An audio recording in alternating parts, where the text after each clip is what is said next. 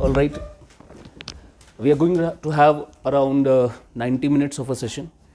90 minute में आज आपका एक सेशन होगा, एक सेशन कल होगा, जिसमें मैं मेजॉरिटी जो आपके सवाल है, जो बच्चे को डाउट होते हैं सिविल सर्विसेज में आने से पहले, जो भी फाउंडेशन है, जो आपको पता होना चाहिए, क्या करना है, कैसे करना है, वो सब बता दूंगा. अगले दिन 2 दिन के बाद इंशाल्लाह आपको कोई भी क्वेश्चन नहीं बचेगा, आपको किसी से कुछ पूछने की ज़रूरत नहीं बचेगी. तो पहले तो मैं एक थोड़ा इंटरेक्टिव सेशन बनाना चाहता हूँ इन अ वे कि मुझे पता हो कि आप लोगों का बैकग्राउंड क्या है, ताकि थोड़ा बहुत मैं आइडिया ले सकूं कि मुझे अपना क्लास किस तरह से मेंटेन करना है. आप में से कितने बच्चे हैं जो इसी साल एग्ज़ाम लिखेंगे 24 में? 24 में जो एग्ज़ाम केएस का देना चाहते हैं, आईएएस का? ठीक है. तो जो 24 में लिखना चाहते हैं वो कितने टाइम से प्रिपेयर कर रहे हैं? 2 साल किसको हो गए तैयारी करते हुए? 2 साल हो गए आपको तैयारी करते हुए. So you don't need orientation then. हाँ, अच्छा, किसका पहला ही साल है जो तैयारी कर रहा है 1 साल से?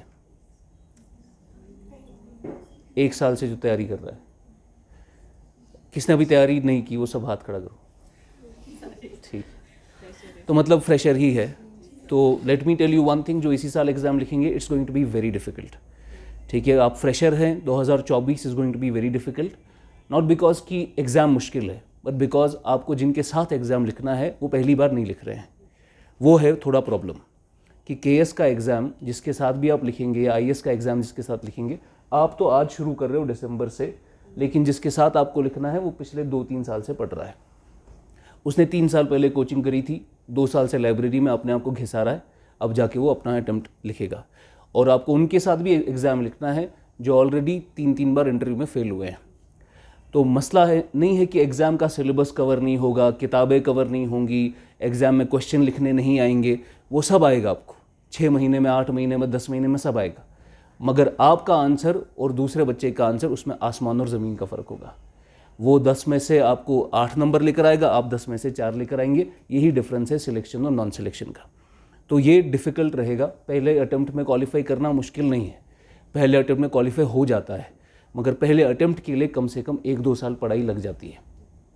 बहुत कम बच्चे हैं, ऑलमोस्ट नेग्लिजिबल, जो पहले अटैम्प्ट में पहले साल क्वालिफाई करते हैं. वो बहुत कम है. पहले अटैम्प्ट वाले बहुत ज़्यादा है, लेकिन पहले साल वाले लगभग नेग्लिजिबल है. बहुत ही एक्सेप्शनल केस है किसी का, अनलेस कि उसका बाप खुद जेकेपीएससी का चेयरमैन हो ना, हो सकता है उस केस में. ऐसे वैसे वो भी पॉसिबल नहीं है कि आपको पता है कि भाई क्या आने वाला है, तब ही आप पहले ही साल और पहले ही अटेम्प्ट में क्वालिफाई कर पाते हो. लेकिन बहुत बहुत मुश्किल हो जाता है पहले साल करना, बिकॉज पहले साल तो इतना सिलेबस है इसका कि आपको पहले साल समझ ही नहीं आता कि कहाँ से पढ़ूँ, कितना कुछ पढ़ूँ, आंसर राइटिंग करूँ या नहीं, अखबार पढ़ूँ या नहीं, योजना कुरुक्षेत्र पढ़ना है, इकोनॉमिक सर्वे करना है, बजट करना है, कुछ समझ नहीं आता कि किसको हाथ लगाऊँ मैं. तो पहला साल तो यही है कि आपका बेसिक हर सब्जेक्ट कवर हो जाता है. असल प्रिपरेशन फिर सेकेंड ईयर में शुरू हो जाती है कि सेकेंड ईयर में आप तैयार हो जाते हो कि हाँ भाई अब मैंने ये सब्जेक्ट कवर कर लिया, अब ज़रा मैं इसके सवाल कर लूँ, आंसर लिखना शुरू कर लूँ, थोड़ा ऐसे भी देख लूँ, थोड़ा टॉपर्स की कॉपी चेक कर लूँ. वो सेकेंड ईयर में थोड़ा शुरू हो जाता है. ठीक है, पर ये हर किसी का नहीं है. मेजॉरिटी ऑफ द स्टूडेंट्स यही उनका तरीका होता है. बहुत ही एक्सेप्शनल फ्यू केसेस में आपको पहले से पता होता है मुझे करना क्या है. बहुत बहुत एक्सेप्शनल होता है. वाई? बिकॉज या तो उसका बाप या उसका भाई ऑलरेडी क्वालिफाइड होता है, उसको बचपन से पता होता है कि करना क्या है. तो वो जैसे ही घुसेगा इसमें वो पहले ही साल कर लेगा, बिकॉज ही नोज मुझे स्ट्राइक कहाँ पे करना है. अभी just last week I met with a guy. मैं ओल्ड राजेंद्र नगर में था, वहाँ पर एक लड़का मुझसे मिलने आया, कश्मीर का था वो. ही टोल्ड मी कि सर मैंने अभी शुरू की पढ़ाई, तो अब मैं चाहता हूँ आप मेरे नोट्स चेक करो. तो मैंने नोट्स चेक किए. मैंने उसको कहा ये सवाल ही पैदा नहीं होता है कि आपने अभी पढ़ाई शुरू की है. इतने सोफिस्टिकेटेड नोट्स, मुझे लगा कम से कम ये आपको 2-3 साल के प्रिपरेशन के बाद ही तैयार हो सकते हैं. तो आपने कैसे कर लिया ये? उसने कहा कि सर मैं ऑलरेडी बचपन से मतलब मेरे कोई है चाचा कि कौन है जो ऑलरेडी क्वालिफाइड थे यूपीएससी में, उन्होंने उनको बचपन से गाइड करा है एंड ही न्यू कि मुझे करना क्या है. बराबर जो एक्चुअली में, जैसे मैं आज जो आपको बातें बोलूँगा वो एक फ्रेशर के लिए है, मगर कल को अगर वहाँ से इसी कमरे में एक ऐसा बच्चा आएगा जो 3 बार इंटरव्यू में फेल हुआ है, उसको जो मैं बात बताऊँगा दैट विल बी डिफरेंट. ठीक है ना. तो फ्रेशर के लिए जो मैं बोल सकता हूँ मैं आपको बता दूंगा आज. पर कोई ऐसा बच्चा जो ऑलरेडी उस लेवल तक पहुंच चुका है, उसको अब थोड़ा सा कुछ चाहिए जिसमें वो बस कट ऑफ के ऊपर आ जाए, वो अलग बातें होती है. तो मैंने उनको बोला मैं आपको एज अ फ्रेशर ट्रीट ही नहीं कर सकता, बिकॉज आपने इतना कुछ कवरेज कर रखा है. उसका सिलेबस मैं देख रहा था, उसने सिलेबस को कैसे तोड़ा था ये हर जीएस का सिलेबस के उसके 8-8 सेक्शन बनाए थे, फिर हर सेक्शन को अपनी वेटेज दी थी और हर सेक्शन के साथ उसने फ्लैगिंग की थी कि किस में से कितने सवाल आए हैं, और थीम उसने ग्राफ बनाया था कि वो सवाल गिर रहा है उसमें से सवाल या उसमें से सवाल बढ़ रहे हैं। उसके बाद वो प्रिडिक्ट कर रहा था कि फ्यूचर में क्या क्वेश्चन आएगा। ये लेवल होती है जो 2-3 साल के बाद आती है, या तो उस इंसान को पहले आ जाएगी जो पहले से गाइडेंस के अंदर है, ठीक है। तो बहुत ही कम है ऐसा जो पहले साल में हो पाएगा, इसीलिए मिनिमम मैं आपको बताता हूं 2 साल आपको रखने हैं इसके लिए। If you are willing to do that then go for it. अगर आपको लगता है मुझसे 2 साल नहीं हो पाएगा, मैं 2 साल बर्दाश्त नहीं कर सकता, मेरा कुछ पीजी चल रहा है या कुछ और भी मेरे दिमाग में प्लान है, मैं 2 साल इसमें नहीं इन्वेस्ट कर सकता, this is not for you. आप फिर इमीडिएटली अभी ही चले जाओ, बिकॉज ये 1 साल में होने वाली चीज है ही नहीं कर सकता है कोई। एक्सेप्शनल केसेस में होगा, 99% केसेस में नहीं होगा। इसीलिए मैं आपको बता रहा हूं 2 साल दिमाग में मान के चलो आप कि देने हैं मुझे 2 साल, उसके बाद वो कैसे दूंगा मैं, वो मैं आज बता दूंगा आपको। तो 2 years is the time that I require for you to cover this exam. 2 years अच्छे से फोकस्ड 2 years। पहला सवाल तो ये हो गया, मैंने टाइम कवर कर लिया आपको। सेकेंडली आपका ये क्वेश्चन होगा कि सर जब मैं ये प्रिपरेशन कर रहा हूँ साथ में मेरा कुछ और भी चल रहा है, मैं वहाँ पर भी थोड़ा अपने एफर्ट्स डाल रहा हूँ, शायद मैं किसी प्राइवेट स्कूल में पढ़ाता हूँ या फिर मैं पीजी कर रहा हूँ, वहाँ भी रेगुलर जा रहा हूँ, मैं अटेंडेंस भी बराबर करनी है, या कॉलेज में हूँ अभी 3rd same 4th same 6th same चल रहा है, वो भी चल रहा है ये भी चल रहा है, तो मैं क्या कर सकता हूँ 1-2 सालों में? फिर और ज़्यादा मुश्किल है। मैं आपको कह रहा हूँ 2 साल में आप ये तब कर पाओगे अच्छे से जब आप फोकस्ड स्टडी करोगे, हर दिन कम से कम 6 घंटे का, हर दिन कम से कम 6 घंटा, कम से मिनिमम 2 साल तक। तो अगर आप ये नहीं कर सकते तो आपको 3 साल भी लग जाएंगे। अगर आप ये रोज़ाना नहीं कर सकते आपको 4 साल भी लग जाएंगे। जैसे एक लड़का आया था मुदस्सिर जमान, उसने मुझे लगता है उसको 8 साल लगे क्वालिफाई करने में। 2013 में शुरू किया था, 2015 में शुरू किया था शायद, इस साल क्वालिफाई हुआ उसका। पुराने पैटर्न पे शुरू किया था, बिकॉज 2013 में अलग पैटर्न था, फिर नया 18 में नया पैटर्न आया, फिर नए पैटर्न में उसने नए से फिर पढ़ा, फिर हर बार इंटरव्यू में गिर गया, अब इस साल उसका फाइनली क्वालिफाई हुआ। वो क्यों? बिकॉज मे बी आप फोकस्ड नहीं थे, ठीक है। तो 2 साल फुल फोकस के साथ 6 घंटा रोजाना, अगर ये नहीं दे पाए आप रोजाना 6 घंटे, तो मे बी 3 साल या 4 साल या इवन 5 साल भी। सो इट इज़ नॉट, इसमें कोई ऐसा सिस्टम नहीं है कि अगर मैं टाइम भी कम दूंगा और 1 साल में ही कर लूंगा, ये कोई ऐसा सिस्टम नहीं है। इसमें रिगरस प्रिपरेशन है, ये पर्सनैलिटी चेक करता है, ये आपकी सिर्फ नॉलेज चेक नहीं करता। अगर सिर्फ नॉलेज ही चेक करना होता तो आपके एनआईटी से या आईआईटी से जो क्वालिफाई करते हैं वो सीधा क्वालिफाई कर लेते हैं। आईआईएम से जो निकलते हैं, अहमदाबाद से निकले, खड़गपुर से निकले लोग, वो इतने टॉप कॉलेजेस से निकलते हैं, वो सीधा ही क्वालिफाई कर लेते हैं। लेकिन ये सिर्फ एग्ज़ाम नॉलेज का नहीं है, ये एग्ज़ाम आपकी पर्सनैलिटी का है। ये हर लम्हे पर आपकी पर्सनैलिटी को तोड़ के रख देगा। और वो जो रेजिस्टिव पर्सनैलिटी होती है, जो रेजिलियंट होते हैं, जो छोड़ते नहीं हैं, वही क्वालिफाई करते हैं। वह रेजिलियंस होना चाहिए, बिकॉज ये एग्ज़ाम थोड़ा लंबा खिंचता है, इसीलिए थोड़ा पर्सनैलिटी चेक हो जाती है आपकी हर लेवल पर। प्रीलिम्स का अपना मकसद है, मेंस का मकसद है, ये ऐसे नहीं कि हवा में बना दिया पैटर्न इसका। बहुत ही इंटेलिजेंट लोगों ने बैठकर इसका पैटर्न डिवाइस किया है कि एक इंसान को हमें लाना है जिसको हम इतनी इंपॉर्टेंट पोस्ट देंगे हमारी एडमिनिस्ट्रेशन के नीचे, जो फिर चलते चलते चलते कैबिनेट सेक्रेटरी की लेवल तक जाएगा, प्राइम मिनिस्टर के साथ काम करेगा। उसको हमें सिलेक्ट कैसे करना है, उसको ऐसे ही खाली पीली में सिलेक्ट नहीं करेंगे। उसको सिलेक्ट करने के लिए अच्छा खासा फिल्टरिंग मैकेनिज्म रखा है कि हमें नॉन सीरियस लोग नहीं चाहिए, हमें नॉन डेडिकेटेड लोग नहीं चाहिए, डेडिकेटेड फोकस्ड और स्मार्ट लोग चाहिए, जिनको हम ब्यूरोक्रेसी में लाएंगे, टॉप पोजीशंस पे बिठाएंगे। आपका केएस का बंदा सीधा तहसीलदार बनता है, एसएसबी का बंदा नाइब तहसीलदार क्वालिफाई करके 8 साल लगेंगे उसको तहसीलदार तक जाने में। तो इतना फर्क है, आपको डायरेक्ट उस पोजीशन पे लेते हैं। आईएएस का बच्चा सीधा एसडीएम बनता है, सर पे बैठता है सबके, उससे बड़े बड़े लोग उसके नीचे काम करते हैं। तो इतने इंपॉर्टेंट पोजीशन पर बिठाने का जो मैकेनिज्म बनाया है वो बहुत ही इंटेलिजेंटली बनाया गया है प्रीलिम्स, मेंस और इंटरव्यू के हिसाब से। तो अभी मैं बेसिकली करंट में ये भी चल रहा है कि इस एग्जाम का जो टोटल ड्यूरेशन है, नोटिफिकेशन से लेकर फाइनल रिजल्ट आने तक, दैट इज अराउंड 15 मंथ्स। 15 महीने तो सिर्फ एग्जाम ही चलता है आपका। Now tell me how can you do it in 1 year? आपका अकेला एग्जाम 15 महीने का है, नोटिफिकेशन आएगी आपकी, उसके बाद से फाइनल रिजल्ट 15 महीने चलेंगे आपके। तो अभी एक committee, parliamentary standing committee establish हुई है, उन्होंने रिकमेंड किया है, ये बहुत लंबा टाइम है। एक इंसान अपना करियर दाव पे लगाता है, फिर 15 महीने देता है सिर्फ इस एग्जाम को लिखने में, प्रिपरेशन करने में अलग 2 साल, तो कितना समय निकल जाएगा इंसान का, 3-4 साल तो निकल जाएंगे इस एग्जाम के पीछे, और वो अपना प्राइम यूथ इसके पीछे दे रहा है। तो थोड़ा डेंजरस भी है एक इंसान के लिए इसमें टाइम इन्वेस्ट करना। 15 महीने का अकेला एग्जाम चलता है। तो पार्लियामेंट्री स्टैंडिंग कमेटी ने रिकमेंड किया यूपीएससी को, आपको ये गिराना चाहिए, लगभग 6-8 महीने में पूरा एग्जाम जो है वो कंक्लूड कर लो आप, क्योंकि ये लंबा खिंचता है काफी। तो उस पर भी बात चल रही है कि इसको थोड़ा कॉन्ट्रैक्ट किया जाए, काफी लंबा खिंच रहा है। सेकेंडली, बासवान कमेटी सेटअप की थी गवर्नमेंट ने।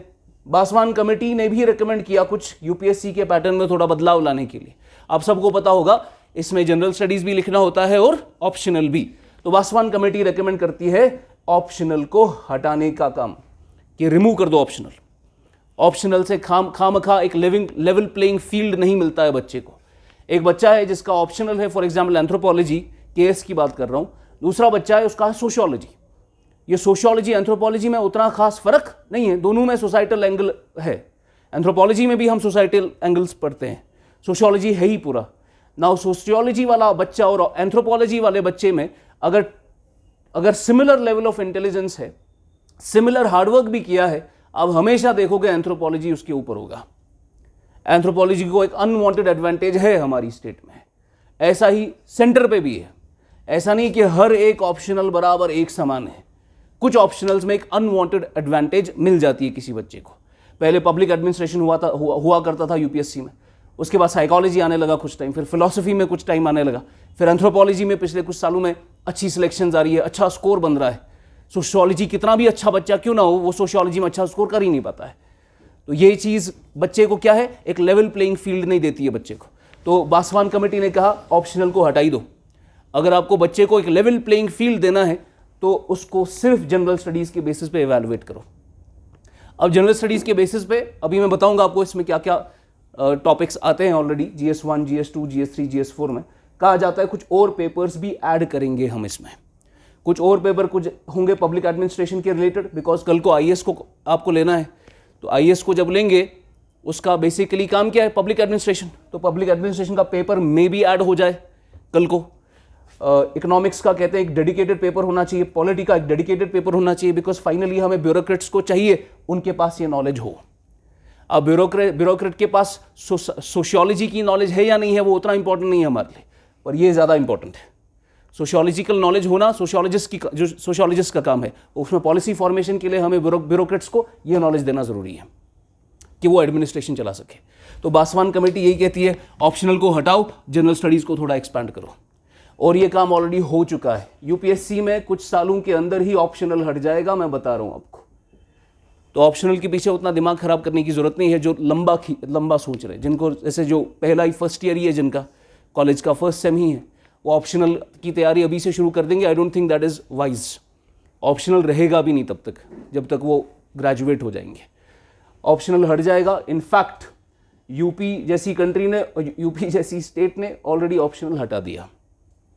यूपी का जब स्टेट एग्जाम होता है वहाँ पर ऑप्शनल नहीं होता है, उन्हें ऑप्शनल हटा दिया। वहाँ सिर्फ जीएस पर एग्जाम होता है और जनरल स्टडीज़ के कुछ पेपर्स के साथ उन्होंने यूपी के रिलेटेड, यूपी की हिस्ट्री, ज्योग्राफी, इकोनॉमी, यूपी के रिलेटेड पेपर ऐड किए हैं।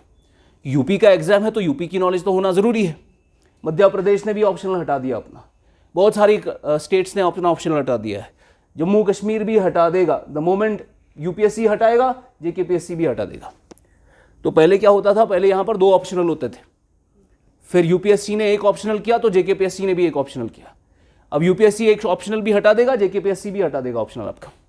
फिर आपका जीएस पर ही आपका पूरा का पूरा इवैल्यूएशन होगा, उसमें जम्मू कश्मीर के रिलेटेड नॉलेज होना जरूरी है। तो JK is as important as India. अगर इंडिया के बारे में पढ़ रहे हैं ज्योग्राफी तो जेके की geography is as important. India की इकोनॉमी के बारे में पढ़ते हैं तो जेके की economy is as important, because पता नहीं डिसीजन कब होगा। रिकमेंडेशन ऑलरेडी जा चुकी है, डिसीजन इस साल भी हो सकता है, अगले साल भी हो सकता है, उसके अगले साल भी हो सकता है, कभी भी पैटर्न फिर से बदल जाएगा। ठीक है, लास्ट पैटर्न बदला था 15 में, उसके बाद काफ़ी साल हो गए सेम पैटर्न पे यूपीएससी एग्जाम क्वालिफाई कर रहा है, लेकिन अब मे बी फ्यूचर में फिर से पैटर्न बदल जाए। तो ये है थोड़ा चेंजिंग डायनामिक्स इस एग्जाम के। उसमें थोड़ा आपको मैं इसलिए ये बता रहा हूँ कि आज अगर आप शुरू कर रहे हो आज के पैटर्न के हिसाब से, वो शायद वो पैटर्न 5 साल में रहे भी ना। तो आपको थोड़ा लॉन्ग टर्म भी सोचना चाहिए कि मैं जो तैयारी कर रहा हूं मुझे किस चीज़ पे ज़्यादा फोकस करना है, कि कल को पैटर्न अगर बदल गया ऐसा ना हो कि मैं ऑब्सोलीट हो जाऊं। जैसे बहुत सारे बच्चे केएस में 2016 तक केएस का पैटर्न बिल्कुल अलग था और 2018 में, 17 में कोई एग्जाम नहीं हुआ था, 2018 में केएस का पैटर्न बिल्कुल अलग हो गया और बहुत सारे बच्चे नए पैटर्न में जा ही नहीं पाए, उनको ओवरवेलमिंग लग गया वो। और केएस के 2016 तक के जो सिलेक्शंस थे वो बिल्कुल छोटे पैटर्न पे थे, उसके बाद बराबर यूपीएससी का पैटर्न केएस ने लगा लिया 18। तब से फिर 18 के बाद जितने भी केएस हुए वो यूपीएससी के पैटर्न पे हुए और बहुत सारे बच्चे 16 के 18 में एडजस्ट नहीं कर पाए। अब ऐसा टाइम है इस वक्त 2023 का, मे भी 2025 में पैटर्न बदल जाए, आपको ऐसा दिमाग में रखना है कि मैं नए पैटर्न पर भी एडजस्ट कर लूँ, वो दिमाग में पहले ही रखना है, ठीक है। अब बेसिकली ये पैटर्न क्या है, आप अब फ्रेशर्स है, आपको मैं एक पहला एक्सपोजर देता हूँ यूपीएससी का। मैंने आपको बता दिया, चाहे आपको यूपीएससी के लिए बैठना है या जेकेपीएससी के लिए बैठना है, दोनों का लगभग सिलेबस सेम ही है, सिलेबस सेम है, एग्जाम का पैटर्न भी सेम ही है। अगर डिफरेंस है तो डिफरेंस है किसमें, लेवल ऑफ डिफिकल्टी में, लेवल ऑफ डिफिकल्टी में। यूपीएससी में थोड़ा ज़्यादा वक्त लगता है, क्यों, बिकॉज डेप्थ ज़्यादा कवर करनी है। केएस में उतनी डेप्थ ज़रूरत नहीं है आपको, सुपरफिशियल नॉलेज भी है किसी टॉपिक की, आप कर लोगे। यूपीएससी में अच्छी खासी डेप्थ चाहिए, उसमें 2 साल की स्टडीज इनफ, उससे ज़्यादा यू डोंट रिक्वायर। अगर आपको केस यूपीएससी का एग्जाम क्वालिफाई करने में 4-4, 5-5 साल लगते हैं तो may be you should rethink कि आप क्या कर रहे हो अपनी ज़िंदगी के साथ, बिकॉज मुझे तो नहीं लगता कि 3 साल से ज़्यादा आपको देना चाहिए इसमें। 2 साल की प्रिपरेशन बड़े अच्छे से, 1 साल का एग्जाम, 3 साल इज सफिशिएंट फॉर यू। ये इस एग्जाम को 3 साल से ज़्यादा आप ज़िंदगी में मत दो। तो मैं आज आपको तरीका भी बताऊंगा कि वक्त तो मैंने बता दिया कितना देना है, तरीका भी बताऊंगा कि 2 साल आप पढ़ाई कैसे करोगे। बेसिकली यूपीएससी या जेकेपीएस सिलेबस सेम है, तो सिलेबस में है क्या शॉर्ट में, आपका जो एग्जाम का पैटर्न है that has been divided into 2 levels basically. Stage 1 में we already know is prelims, stage 2 is mains, उसी के साथ आपका क्या है, इंटरव्यू। ये इंटरव्यू और मेंस एक ही स्टेज में आते हैं।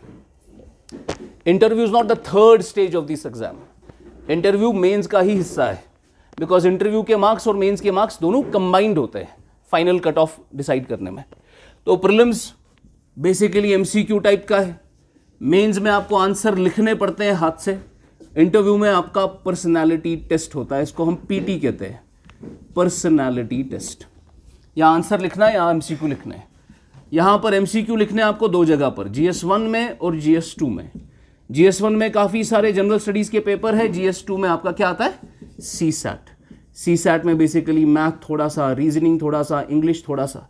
यहाँ पर इंग्लिश GS1 में क्या है आपका, economy, environment, history, polity, science and technology और जियोग्राफी और एग्रीकल्चर और इंटरनेशनल रिलेशंस।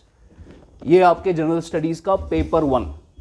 इसमें टोटल 100 क्वेश्चंस होंगे इन सारे टॉपिक्स से। यही सारे टॉपिक्स रिपीट हो जाते हैं मेंस में। मेंस में आपको लिखना पड़ता है एसए का पेपर, उसके बाद लिखना पड़ता है लैंग्वेज का पेपर, उसके बाद लिखना पड़ता है GS1, GS2, GS3, GS4, उसके बाद ऑप्शनल 1, ऑप्शनल 2 और एक इंग्लिश का पेपर, स्पेसिफिकली इंग्लिश का। तो टोटल हो गए 9 पेपर। आपको 9 पेपर लिखने पड़ते हैं मेंस में। ये 2-3 दिन में ही खत्म हो जाता है पूरा। ये ऐसा नहीं कि 9 पेपर है तो 9 दिन चाहिए, ये एक ही दिन में 2-2 पेपर होते हैं। तो ऐसे आपको लिखना है। लैंग्वेज में आप कोई भी ऑफिशियल लैंग्वेज इंडिया की आप उठा सकते हैं। बेसिकली कश्मीर के बच्चे उर्दू में देते हैं। इसमें बेसिकली ये सिर्फ क्वालिफाई करना 25% मार्क्स ही लाना है, 25%, नॉट इवन 33%। तो 300 का पेपर होता है ये, आपको 75 मार्क्स लाने हैं, वो आ जाते हैं। लाइक इसके लिए आपको कोई खास मेहनत करने की जरूरत नहीं है। इंग्लिश का पेपर भी क्वालिफाइंग नेचर का होता है, इसमें भी सिर्फ आपको 25% ही लाने हैं, ये भी क्वालिफाइंग नेचर का। इसके मार्क्स फाइनल ऐड नहीं होते। बेसिकली अब आपका क्या है, ऐसे जीएस के 4 पेपर और ऑप्शनल के 2 पेपर, ये है सिस्टम आपका। ऐसे अलग से ऐसे की तैयारी नहीं होती, ऐसे के लिए एक हफ्ता काफ़ी है। ऐसे का जो मवाद है, जो कंटेंट है, जो ऐसे में आप लिखते हैं, वो GS से ही मिल जाता है आपको, खास तौर पर GS4 से। GS4 को हम क्या कहते हैं? एथिक्स। और GS1 में जैसे आपका क्या है? History, geography. GS2 में पॉलिटी, IR टाइप का। GS3 में economy, environment, science and technology etcetera, security वगैरह। तो इसमें टोटल 20 क्वेश्चन होते हैं।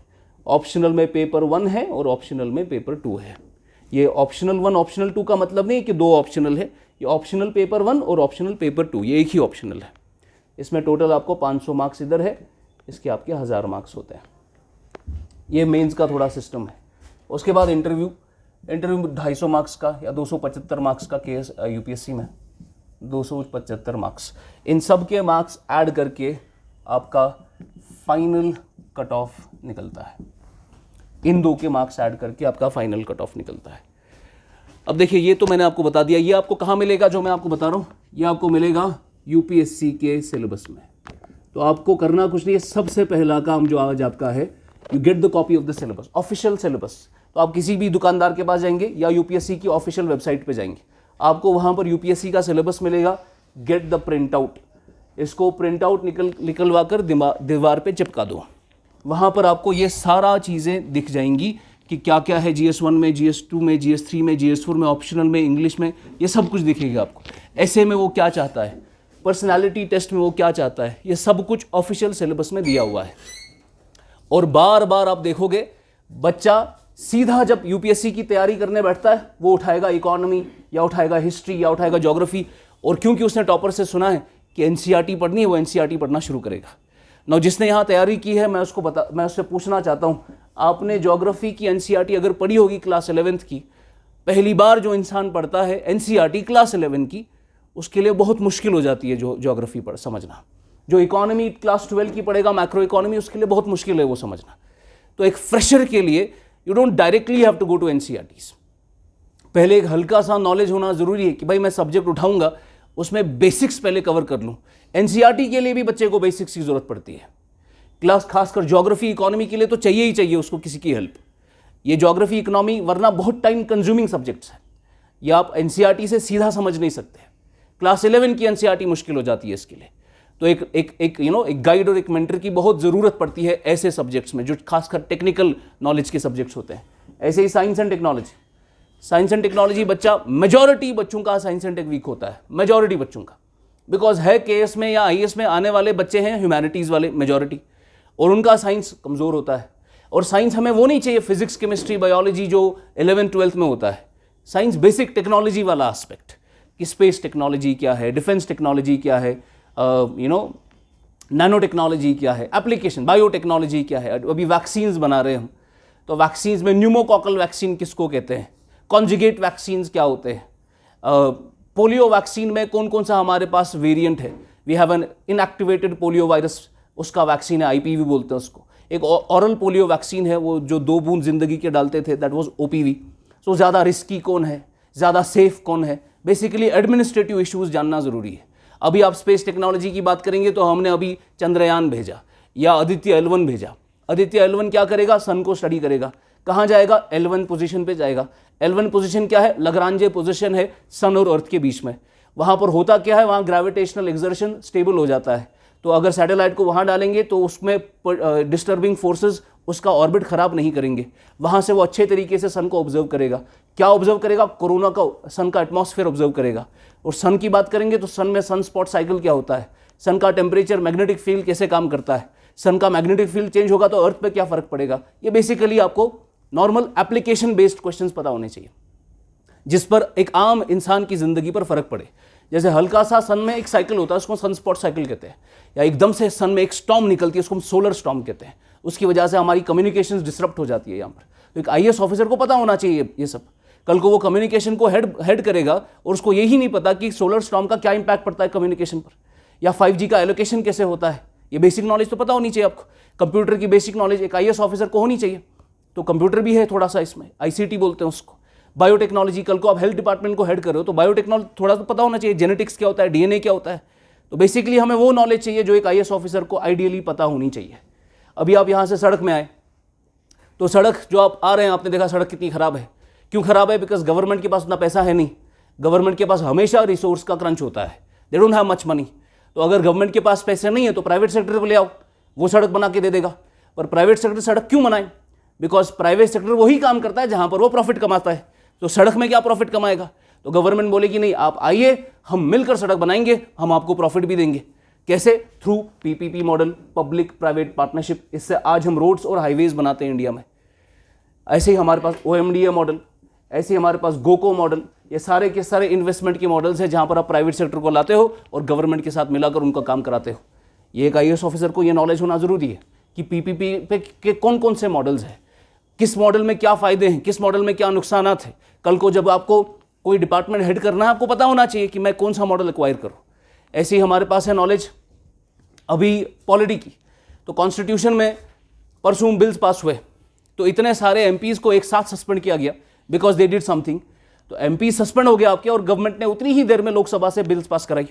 उसमें से कुछ पास हुआ ऐसा जो काफ़ी अलार्मिंग भी है किसी लोगों के लिए। ब्रॉडकास्ट बिल पास हुआ।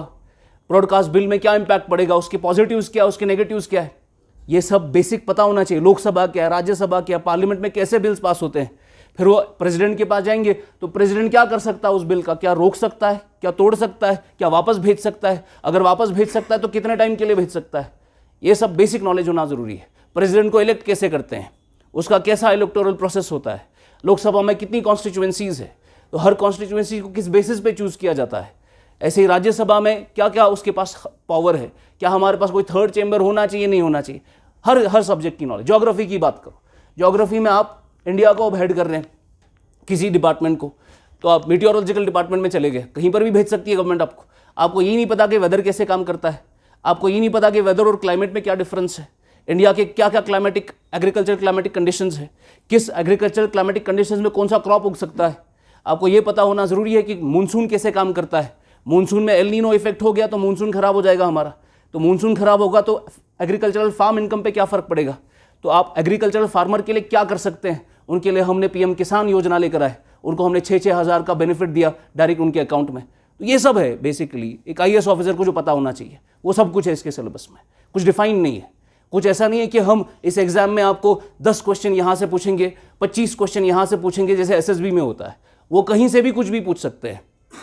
तब बेसिकली आपको पता होना चाहिए एक आईएएस ऑफिसर के पास रिलेवेंट नॉलेज क्या होनी चाहिए, वो सब मैं तैयार करूंगा। और उसके लिए कोई डिफाइंड चीज़ नहीं है कि मैं इतना ही पढ़ूंगा, उसके लिए आपको सब कुछ पढ़ना है। अब बेसिकली ये तो मैंने आपको थोड़ा थोड़ा बता दिया हर सब्जेक्ट की रिलेवेंस क्या है, मगर ये काफ़ी डिफिकल्ट है। कितना कुछ कर सकता है इंसान कि भाई वो भी करो, ये भी करो, आप साइंस भी पढ़ रहे हो, आप पॉलिटी भी पढ़ रहे हो, आप ज्योग्राफी भी पढ़ रहे हो, आप इकोनॉमी भी पढ़ रहे हो। मुझसे इतना नहीं हो पाएगा तो फिर क्या कर सकता हूँ मैं। तो आपको क्या देखना है, मेरे रिलेवेंट एरियाज कौन से हैं, रिलेवेंट एरियाज कौन से। रिलेवेंट एरिया कैसे मिलेंगे आपको, प्रीवियस ईयर क्वेश्चंस। तो पहला काम मैंने आपको बोला, you get the copy of the syllabus. Syllabus को अच्छे से, एग्जाम का पैटर्न समझो, अच्छे से सब्जेक्ट्स को याद करो। कल को मैं बोलूंगा बताओ ग्लोबलाइजेशन कहां पर लिखा है, आपको पता होना चाहिए सर ये किस जीएस के पेपर में लिखा है। मैं बताऊंगा बताओ अर्बनाइजेशन कहां पे लिखा है, आपको पता होना चाहिए अर्बनाइजेशन सर वहां पे लिखा है। मैं बताऊंगा बताओ पब्लिक डिस्ट्रीब्यूशन सिस्टम ये वर्ड कहां पे लिखा है, आपको पता होना चाहिए सर ये जीएस 3 का हिस्सा है। तो हर एक पेपर में जो जो वर्ड्स लिखे गए हैं वो आपको जबानी याद होने चाहिए। सिलेबस लाने का मतलब नहीं है सिलेबस लाकर रख दिया साइड पर, सिलेबस लाने का मतलब है जबानी याद करना, खास तौर पर मेंस का सिलेबस, ये जबानी याद करना आपको। क्योंकि एक बार सिलेबस याद हो गया आपको एक बाउंड्री मिल जाएगी कि इस बाउंड्री से बाहर नहीं जाना है, मैं सिलेबस की बाउंड्री में ही रहूंगा। सिलेबस आपको बाउंड्री देता है कि मुझे कहां तक पढ़ना है, मुझे क्या क्या पढ़ना है। फिर उनमें से कहां से सवाल आएगा वो सिलेबस नहीं बताएगा आपको, सिलेबस बस एक ब्रॉड बाउंड्री देगा आपको। भाई इकोनॉमी में ये टॉपिक है, हिस्ट्री में ये टॉपिक है, एनवायरनमेंट में ये चाहिए मुझे। तो बेसिकली आपको बाउंड्री मिल गई। अब इस बाउंड्री में मैं छक्का कहां मार सकता हूं, मैं यहां पर स्कोर कर रहा हूं, मुझे सबसे ज्यादा स्कोर करना है, मुझे देखना है फील्डर कहां पर नहीं है, मैं छक्का कहां मार सकता हूं, वो आपको कौन बताएगा, previous year questions. Previous year questions के लिए सिलेबस से कोई टॉपिक उठाओ, उसके बाद चेक करो कि प्रीवियस ईयर क्वेश्चन में वहां पर कैसा कैसा सवाल आ रखा है उस क्वेश्चन पर। अब देखो मैं एग्जाम्पल देता हूं आपको। मेंस 3 में एक टॉपिक है जिसको हम कहते हैं कोई टॉपिक ले लो, जैसे पीडीएस, ये मेंस 3 में इकोनॉमी का हिस्सा, एग्रीकल्चर का हिस्सा है पीडीएस। मैं थोड़ा समझाता हूं आपको। देखिए, आपको पता है फार्मर जो है, फार्मर अपना प्रोड्यूस तैयार करता है और फार्मर को बोला गया है आप जब भी अपना प्रोड्यूस तैयार करेंगे आपको वो बेचना है मंडी के अंदर। इन मंडीज को हम कहते हैं एपीएमसी मंडीज। तो फार्मर जब भी प्रोड्यूस तैयार करता है वो कहां पे जाता है? मंडी में अपना प्रोड्यूस बेचने के लिए। मंडी से बाहर वो बेच नहीं सकता, अलाउड नहीं है। अब फार्मर जब जाएगा मंडी पर अपना प्रोड्यूस बेचने के लिए, उसको बोला गया है देखो तुम बेचने की कोशिश करो, अगर तुमसे नहीं बिका तो गवर्नमेंट तुमसे वो प्रोड्यूस खरीद लेगी। तो गवर्नमेंट उसका प्रोक्योरमेंट करेगी। क्या करेगी? प्रोक्योरमेंट। गवर्नमेंट आपका खरीद लेगी प्रोड्यूस। किस प्राइस पे खरीदेगी? एमएसपी पे खरीदेगी, जिसको हम कहते हैं मिनिमम सपोर्ट प्राइस। ये फार्मर को दिया जाता है। फार्मर को बोला जाएगा तुम्हारे पास राइस है, बोला हाँ, बोला कि तुम बेचने की कोशिश करो, अगर नहीं बिकेगा मैं खरीद लूंगा। कितने पे खरीदूंगा? लेट सपोज 1950 पर क्विंटल पे खरीदूंगा। मैं तुम्हें रेट भी बता रहा हूं, तो तुम कोशिश करो कि मंडी पर जो भी मर्चेंट आएगा उसको बेचने की कोशिश करो। 2000 में अगर बिकेगा तो बेचना, 2100 में बिकेगा तो बेचना, अगर नहीं बिक पाया 1950 में मैं खरीद लूंगा। तो गवर्नमेंट इसको खरीद लेगी अगर इसका नहीं बिक पाया। गवर्नमेंट खरीदने के बाद ये कहां पे ले जाती है? गवर्नमेंट ये दे देती है स्टेट्स को, और स्टेट्स इसका क्या करते हैं? स्टेट्स इसका पीडीएस शॉप में, जिसको हम घाट कहते हैं इधर, जिसको हम कहते हैं पीडीएस शॉप, या इनको हम कहते हैं फेयर प्राइस शॉप, जहां पर आपका राशन शॉप होता है, राशन कार्ड लेकर जहां पर हम जाते हैं। फेयर प्राइस शॉप पीडीएस से आपको वो जनता को मिलता है at a central issue price, at a central issue price. Central issue price 2 रुपए पर किलो, 3 रुपए पर किलो पर आपको मिल रहा है। बीपीएल फैमिलीज को मिलता है 2 रुपए, एएवाई फैमिलीज को 2 रुपए पर किलो पर मिलता है, 3 रुपए पर किलो पर मिलता है। इस सिस्टम को हम कहते हैं पीडीएस। इसको हम क्या कहते हैं? Public distribution system. ये पीडीएस का पूरा सिस्टम है। ये कहां पे लिखा है? ये सिलेबस में है। किस पेपर में? जीएस 3 में। जीएस 3 बोलता है आपको पीडीएस पढ़ के आना। अब पीडीएस में पढ़ लिया आपने, भाई फार्मर ने प्रोड्यूस किया, मंडी पे ले गया, अगर नहीं बिका तो गवर्नमेंट खरीदेगी एट एमएसपी। गवर्नमेंट किसको देगी? स्टेट्स को। स्टेट अपने फेयर प्राइस शॉप से जनता को दे देगी, और इसमें जितना खर्चा होगा वो सेंट्रल गवर्नमेंट ले लेगी। लाखों करोड़ों का खर्चा होता है, दैट इज पीडीएस। अब इमेजिन करो ये आपका सिलेबस यहां पर है, सिलेबस में लिखा है ये ऑलरेडी। अब आप क्या करेंगे? आप जाएंगे पीवाईक्यू पे, प्रीवियस ईयर क्वेश्चन आप देखेंगे पीडीएस पे सवाल कैसा बना है। आप बार बार देखोगे पीडीएस पे क्वेश्चंस है कि क्या पीडीएस एफिशिएंट सिस्टम है या नहीं है, इसकी एफिशिएंसी पे क्वेश्चन है। अब आप खुद सोचो, पीडीएस में एफिशिएंसी का कुछ प्रॉब्लम है? लग रहा है आपको? बहुत सारा माल जो जनता को मिलना चाहिए था वो उनको नहीं मिलता है, वो डाइवर्ट हो जाता है कहीं और वो फिर इसको ब्लैक मार्केट में हायर प्राइस पर बेचते हैं। ये डाइवर्जन का मामला है। तो आपको एफिशिएंसी पे क्वेश्चन आता है, ट्रांसपेरेंसी पे क्वेश्चन आया इस पे कि ये कितना ट्रांसपेरेंट मैकेनिज्म है। हमने देखा कि इसमें लोग चोरियां करते हैं, तो ट्रांसपेरेंसी का प्रॉब्लम है, बॉटलनेक है बहुत बड़ा। तो ट्रांसपेरेंसी को कैसे आप हैंडल कर सकते हो? तो आपने टॉपिक तो उठाया सिलेबस से, लेकिन इस टॉपिक पर कौन सा एंगल कवर करोगे वो आपको कौन देगा? पीवाईक्यू। ये आपको बोल रहा है पीडीएस में एफिशिएंसी वाला एंगल करना है, पीडीएस में ट्रांसपेरेंसी वाला एंगल पढ़ना है, पीडीएस में मैकेनिज्म देखना है, क्या मैकेनिज्म है, पीडीएस में आपको रिवैम्प्ड पीडीएस देखना है, पीडीएस में आपको टारगेटेड पीडीएस देखना है। ये सब आपको पीवाईक्यू बताएंगे। तो जब आपने टॉपिक उठाया सिलेबस से, आपको नहीं पता उसमें पढ़ना क्या है, वो आपको कौन बताएगा? प्रीवियस ईयर क्वेश्चंस, कि इस टॉपिक में से ये सारे डायमेंशंस कवर करने हैं। अब ये तो हो गए वो सारे डायमेंशन जो ऑलरेडी आ रखे हैं, और आप बार बार देखोगे हर पेपर में डायमेंशंस बार बार रिपीट भी होते हैं। अगर एफिशिएंसी वाला क्वेश्चन 2018 में आया था तो एफिशिएंसी वाला क्वेश्चन 2021 में भी आया। अगर ट्रांसपेरेंसी वाला क्वेश्चन 16 में आया था तो वो 20 में रिपीट हुआ। तो ये क्वेश्चंस रेपिटेशन पे आते हैं। पहला काम है आपको पीवाईक्यू सारे कवर करने हैं। तो जो भी मैं टॉपिक सिलेबस से उठाऊंगा उसके सारे डायमेंशन कवर करूंगा मैं, जो ऑलरेडी पीवाईक्यूज में कवर हो चुके हैं। जब एक बार मेरा ये कवर हो गया, उसके बाद मैं अब सोचूंगा फ्यूचर ईयर क्वेश्चन क्या बन सकता है, अब आगे क्या आ सकता है। पीछे जो आया वो तैयार है मेरा, अगर रिपीट होगा मैं उसी वक्त वो आंसर कर लूंगा, बिकॉज मैंने तैयार किया है पीछे के डायमेंशंस। आगे क्या आएगा अब उसका तो आइडिया नहीं आपको, तो आगे आप प्रिडिक्ट कैसे कर सकते हो? अब आप यहां पर आता है किसका फायदा? Current affairs. अब आपको देखना है पिछले 2 साल में पीडीएस न्यूज में था या नहीं था। अगर न्यूज में था तो हिंदू ने अगर पीडीएस पे आर्टिकल दिया उसमें क्या उसने कवर किया, कौन सा डायमेंशन कवर किया हिंदू ने इस साल, पिछले साल कौन सा डायमेंशन कवर किया था। 2-3 साल का करंट पढ़ना पड़ेगा, 2-3 साल का अच्छे से देखेंगे। करना कुछ नहीं है, गूगल पे जाना है, पीडीएस आर्टिकल सर्च करना है, वहां पर आपको ढेरों सारे आर्टिकल मिलेंगे। जो आपके नए नए आर्टिकल होंगे वहां से आपको पता चलेगा भाई कोई नया डायमेंशन भी ऐड हुआ है, यहां पर कोई नई प्रॉब्लम हुई है पीडीएस में, वहां उस प्रॉब्लम पे क्वेश्चन बन सकता है। आपने प्रिडिक्ट किया आने वाला फ्यूचर ईयर क्वेश्चन क्या है। ये तो हो गया आपका पुरानी प्रिपरेशन। ये जब ये भी करना जरूरी है, ये करंट से पता चलता है आपको कौन सा टॉपिक करंट में है, कौन सा डायमेंशन उसमें कवर हो सकता है आने वाले मेंस में, आने वाले प्रीलिम्स में। ये प्री के लिए भी सेम कॉन्सेप्ट है, प्री और मेंस की तैयारी अलग से नहीं होती, सेम तरीके से होती है। अब मैं प्रीलिम्स का टॉपिक उठाता हूं, सेम तरीके से बताऊंगा मैं, यही फॉर्मूला है इस प्रिपरेशन को हैंडल करने का। मैं प्री का टॉपिक उठा रहा हूं, जैसे प्रीलिम्स में हम उठाते हैं, let's take an example of technology, science and technology. तो आप निकालो प्रीलिम्स, आपको सिलेबस में दिखेगा साइंस एंड टेक। लगभग मैंने ये हिसाब लगाया 10% आपके प्रीलिम्स का पेपर साइंस एंड टेक से होता है। यानी टोटल कितने क्वेश्चन है जनरल स्टडीज में?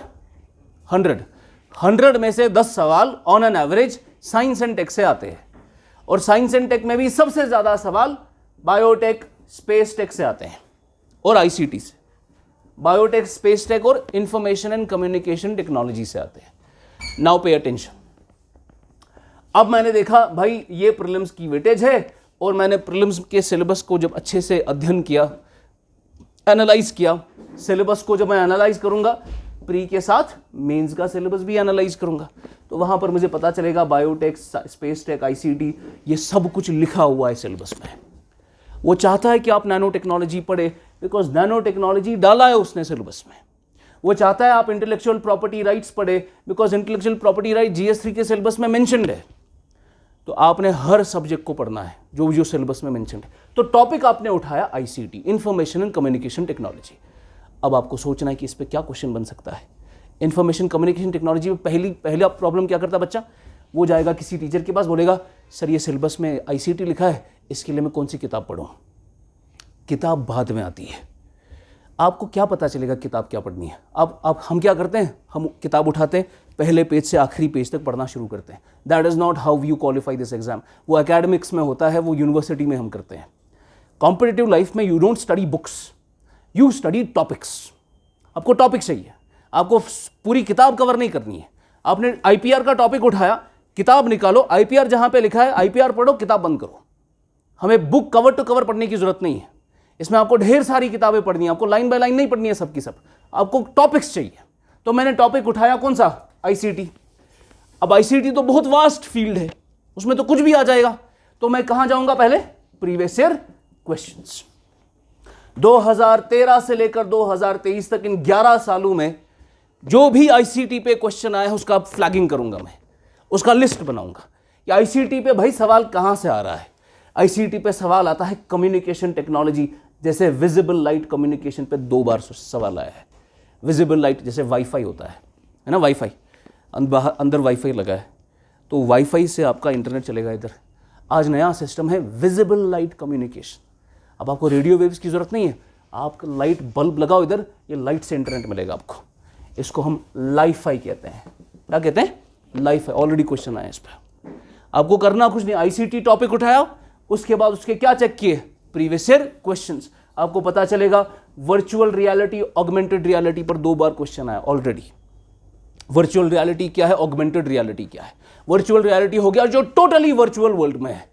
ऑगमेंटेड रियलिटी हो गया जिससे आप अपनी रियल रियलिटी को ऑगमेंट करते हो।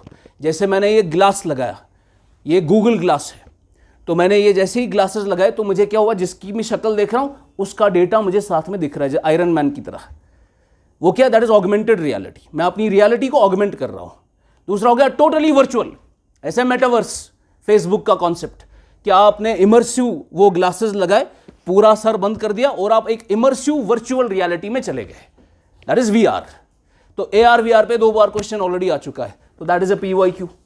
अब आपने फ्लैगिंग कर ली प्रीवियस ईयर क्वेश्चंस की, भाई कौन कौन सा सवाल आ चुका है, वो सारे टॉपिक्स आप कवर करोगे पहले, क्योंकि रिपीटिशन आता है क्वेश्चंस में, रिपीटिशन होता है। जब आपने सारे आईसीटी के डायमेंशंस कवर किए, आर्टिफिशियल इंटेलिजेंस भी, वो भी कवर किया आपने, उसके बाद आप निकलोगे किस पर, फ्यूचर ईयर क्वेश्चंस। अब आप देखोगे करंट अफेयर्स, अब आप करंट अफेयर में निकालोगे आईसीटी के कौन कौन से न्यूज आर्टिकल्स है, तो आपको बार बार दिखेगा चैट जीपीटी, है ना, जेनरेटिव एआई। जब आप पुराना क्वेश्चन देखोगे जेनरेटिव एआई नहीं आया था, अब जेनरेटिव एआई एक नया टॉपिक है, उस पर क्वेश्चन बन सकता है, तो निकालो जेनरेटिव एआई पे एक टॉपिक, इसके नोट्स बनाओ। तो जिस पर भी आर्टिकल आपको मिलेंगे उस आर्टिकल में देखो नया क्या हो रहा है, क्या ये पोटेंशियल क्वेश्चन बन सकता है या नहीं बन सकता यूपीएससी में। तो पोटेंशियल क्वेश्चन अगर लगा कि बन सकता है, उसके नोट्स बनाओ, तो वो आपको यहीं से मिलेगा फ्यूचर ईयर क्वेश्चन, जहां पर आप प्रिडिक्ट कर सकते हो। इसका एक और तरीका है जो शॉर्ट तरीका है इसका, ये सब करने का, कि आपको खुद से निकालने की जरूरत नहीं है, ये बना बनाया सब कुछ मैं आपको दे सकता हूं। You don't have to do it for yourself.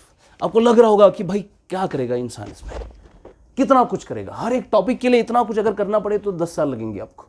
और यहां पर आपका स्मार्ट वर्क होता है। हम क्लासेस में ये आपका करा देते हैं खुद ही, you don't have to do it. आपका हर एक टॉपिक प्रीलिम्स और मेंस के हिसाब से पीवाईक्यूज सारे डायमेंशंस क्लास में कवर हो जाते हैं। You want to join here या कहीं पर भी चले जाओ, बेसिकली हर जगह पर यही सिस्टम होता है। अगर एक अच्छा इंस्टीट्यूट है वो आपके कम से कम 2023 तक के पीवाईक्यूज करा के जाएगा। अगर वो नहीं करा रहा तो you should not study there. That is important कि आपका जब आ रहे हैं आप 1.5 साल दे रहे हैं किसी इंस्टीट्यूट में, कम से कम भाई पीवाईक्यू तो करा के जाओ। तो पीवाईक्यू सारे कवर हो जाने चाहिए आपके। उसके बाद टीचर को लगेगा कि भाई ये नया चीज जो है किसमें, न्यूज में है, तो वो आपका करंट अफेयर भी कवर करेगा। मगर यहां पर मैं आपको एक शॉर्ट तरीका बताता हूं।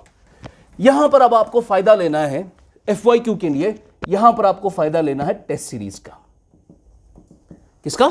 Test series. तो हर साल यूपीएससी में, इनफैक्ट केएस में भी टेस्ट सीरीज होती है। अभी हमने केएस का टेस्ट सीरीज करा जो अभी मेंस का चल रहा है। तो मेंस का जब हमने टेस्ट सीरीज करा, हमारे बच्चे आ रहे हैं अभी, हर हफ्ते 2 बार टेस्ट होता है, तो उनके जो हमने क्वेश्चंस बनाए, हमने खुद एफवाईक्यूज निकलवाए, हमने सारे करंट अफेयर के आर्टिकल्स पढ़े और हमें जो लगा कि क्वेश्चन बन सकता है वो हमने बना दिया। तो आपको टेस्ट सीरीज ज्वाइन करनी है। टेस्ट सीरीज चाहे आप विजन आईएएस की करो, चाहे आप फोरम आईएएस की करो, चाहे आप वाजीराम की करो, आपकी जिसकी करनी है करो, क्विंटेसेंस की करनी है करो, जिसकी करनी है करो। ज्यादा लोग फोरम की टेस्ट सीरीज ज्वाइन करते हैं। तो फोरम की टेस्ट सीरीज के नोट्स लाने आपको मैं नंबर दे दूंगा। दिल्ली में बहुत सारे शॉप ओनर्स हैं, उनको फोन करना है, भाई फोरम की टेस्ट सीरीज चाहिए, वो कोरियर कर देंगे आपके घर। वो टेस्ट सीरीज में सारे एफवाईक्यू कवर हो जाएंगे आपके। आपको कुछ आर्टिकल वगैरह सर्च करने की जरूरत नहीं है, वो टेस्ट सीरीज ही आपका एफवाईक्यू है, बिकॉज उनने वो टेस्ट सीरीज बनाई होती है करंट अफेयर पढ़कर। तो आपको करना कुछ नहीं, आपको बस फोरम की टेस्ट सीरीज खरीदनी है, उसको सॉल्व करते जाना है, हर एक क्वेश्चन को जुडिशियसली सॉल्व करना है। जो मिस करोगे वही आएगा, कोई क्वेश्चन मिस नहीं करना है। तो टेस्ट सीरीज ये होता है आपका अल्टीमेट प्रिपरेशन। एग्जाम में बैठने से पहले 2 महीना ये करना जरूरी है। इस वक्त नहीं, इस वक्त आपकी लेवल नहीं है टेस्ट सीरीज को देखने की भी, अभी तो आप शुरू ही कर रहे हैं। ये अल्टीमेट पीक लेवल होती है। जब आपका ये सारा कवर हो जाएगा 2023 तक, तभी 2024 का एफवाईक्यू कर सकते हो आप। वरना लोग सीधा इसमें जाएंगे, डिमोटिवेट हो जाएंगे, बिकॉज उनको कुछ भी समझ नहीं आएगा। तो ये बात, ये अल्टीमेट लास्ट चीज होता है, समझ गया। अब ये प्रीलिम्स की टेस्ट सीरीज होगी। आपने प्रीलिम्स का टेस्ट सीरीज निकाला फोरम का, वहां पर देखा उनने क्या क्या टॉपिक्स डाले, और वो क्वेश्चन सॉल्व करो, टॉपिक्स भी पढ़ो, क्वेश्चन सॉल्व करो, टॉपिक्स पढ़ो साथ में। ऐसे ही होता है मेंस का टेस्ट सीरीज, वो भी आप फोरम की लेना, मेंस की टेस्ट सीरीज। अब मेंस की टेस्ट सीरीज में एक तो आपका टॉपिक भी कवर होगा, करंट भी कवर होगा, टॉपिक भी कवर हो रहा है, सिलेबस भी कवर हो रहा है, और सबसे इंपॉर्टेंट चीज आपको वो मॉडल आंसर्स देते हैं मेंस में कि लिखना कैसे है। और आपको बहुत फायदा होगा मॉडल आंसर से। यहां मॉडल आंसर भी देखना है और टॉपर के आंसर्स भी देखने हैं, टॉपर आंसर्स वो मैं बता दूंगा, वो विजन की वेबसाइट से मिल जाते हैं। मेंस के लिए अगर आपको मेंस जिस दिन लिखना है, you can not do without this. Model answers from forum and toppers copy from vision. You have to do it. You cannot sit in the mains unless you have seen कि topper लिखता कैसे है। ये वो university का exam नहीं है कि जितना भरोगे उतना अच्छा है, इग्नो का एग्जाम नहीं है ये। जितना आप कंसाइसली लिखोगे, सिलेबस में लिखा है कंसाइस आर्टिकुलेशन होना चाहिए कि कम अल्फाज में ज्यादा मतलब। That is like prophet said once, peace be upon him, कि अल्लाह ने मुझे एक नेमत दी है। वो नेमत क्या है? कंसाइस। मैं बातें कम करता हूं लेकिन वजनदार। इसीलिए लोग कहते हैं जब वो बात करते थे तो वहाँ के लोग कान बंद करते थे, वो रुइयाँ लगाते थे कानों में, दोनों कान बंद करते थे। We can not listen to him. वो बर्दाश्त नहीं होता था, भाई क्या बोल रहा है ये। इसलिए वो लोग कहते थे भाई जादूगर है, बोलता है जादू हो जाता है। तो रुइयाँ घुसाते थे, हमें नहीं सुनना इसका। और जो रुई खोलता था वो सुनता था, वो फिदा हो जाता था। तो वो है कंसाइसनेस चाहिए इसमें, कम अल्फाज में मतलब ज़्यादा हो। कि आपको कितना ही आंसर, भाई 150 वर्ड लिखना होता है इसमें। 150 वर्ड हो गया 15 लाइनें। 15 लाइनों में 2 लाइनों का इंट्रोडक्शन, 2 लाइनों का कंक्लूजन होता है। 11 लाइनों का आंसर लिखना है बस आपको। 11 लाइनें हो गए 100 वर्ड। लेकिन ये 100 वर्डों में मतलब ज्यादा हो। वो कैसे पता चलेगा? भाई कैसे लिखूं? पैराग्राफ में लिखूं, मैं बुलेट पॉइंट्स में लिखूं, मैं अंडरलाइनिंग करूं, मैं हाईलाइट करूं, मैं डायग्राम बनाऊं, मैं क्या करूं? ये कौन बोलेगा? Toppers copy. जो टॉपर बन चुका है उसकी कॉपी चेक करो, उसने क्या किया। तो आप जाओ विजन आईएएस की वेबसाइट पे, हर टॉपर की आपको मिल जाएगी उसने लिखा, वो लिखता कैसे है।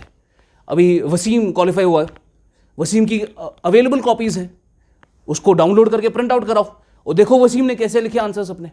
कहा जाता है वो बहुत अच्छे आंसर्स लिखता था जब वो जामिया में भी था, शायद जामिया या हमदर्द में था, शायद जामिया में था। इतने अच्छे आंसर्स लिखता था कि उसको लोगों ने बोला कि भाई तुम मत लिखो, लोग दूसरे बच्चे डिमोटिवेट हो रहे हैं। तो उसको चेक करो आपको कैसे आंसर लिखता है। मैंने चेक किया उसके answer, it was like sufficiently like good answers, very good answers. वो कैसे इंट्रोडक्शन लिखता है, वो कैसे हेडिंग लिखता है, वो कैसे अंडरलाइन करता है, वो कहाँ पर डायग्राम बनाता है, सेम कॉपी करो आप। भाई जो चल रहा है उसको कॉपी करो। आपको क्या ज़रूरत है अपना खुद का नया कुछ बनाने की? कुछ करने की ज़रूरत नहीं है। Just follow what is working. It's a working model. Follow toppers copy. हर कोई यही कर रहा है।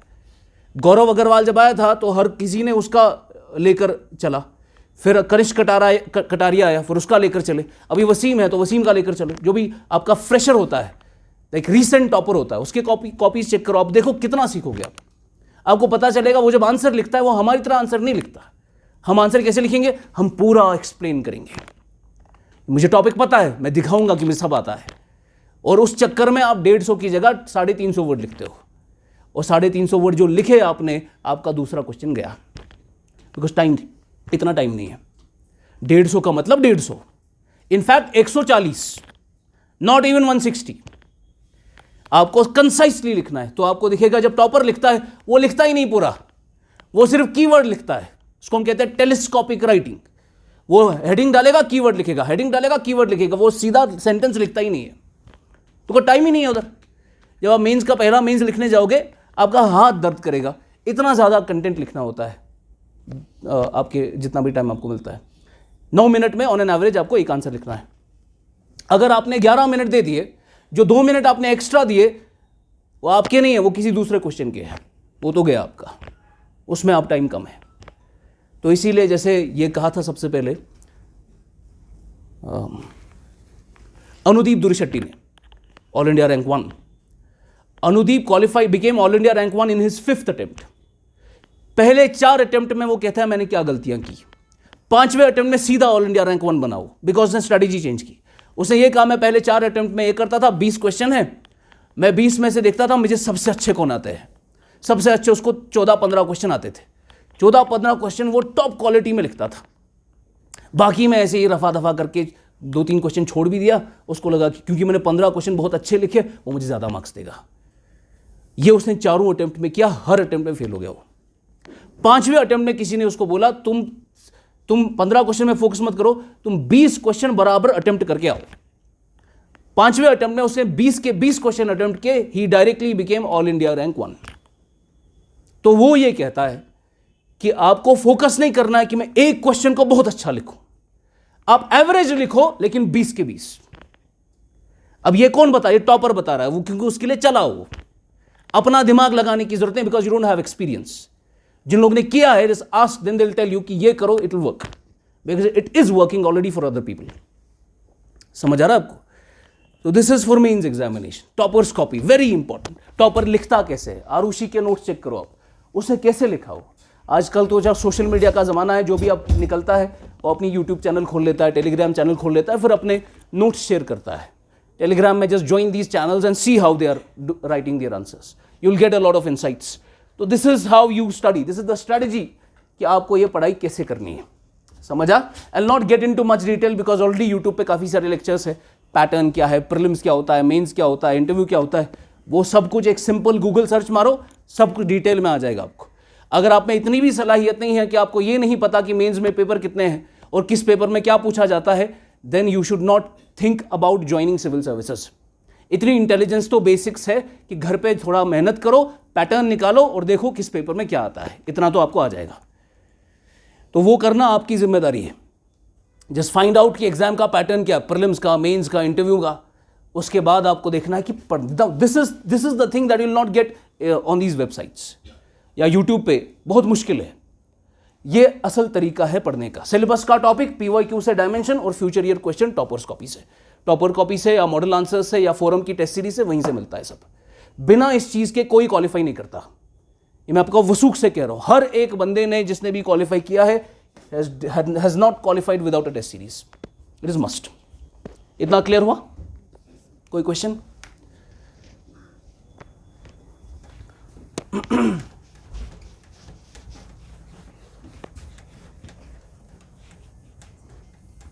कोई क्वेश्चन है? पूछो।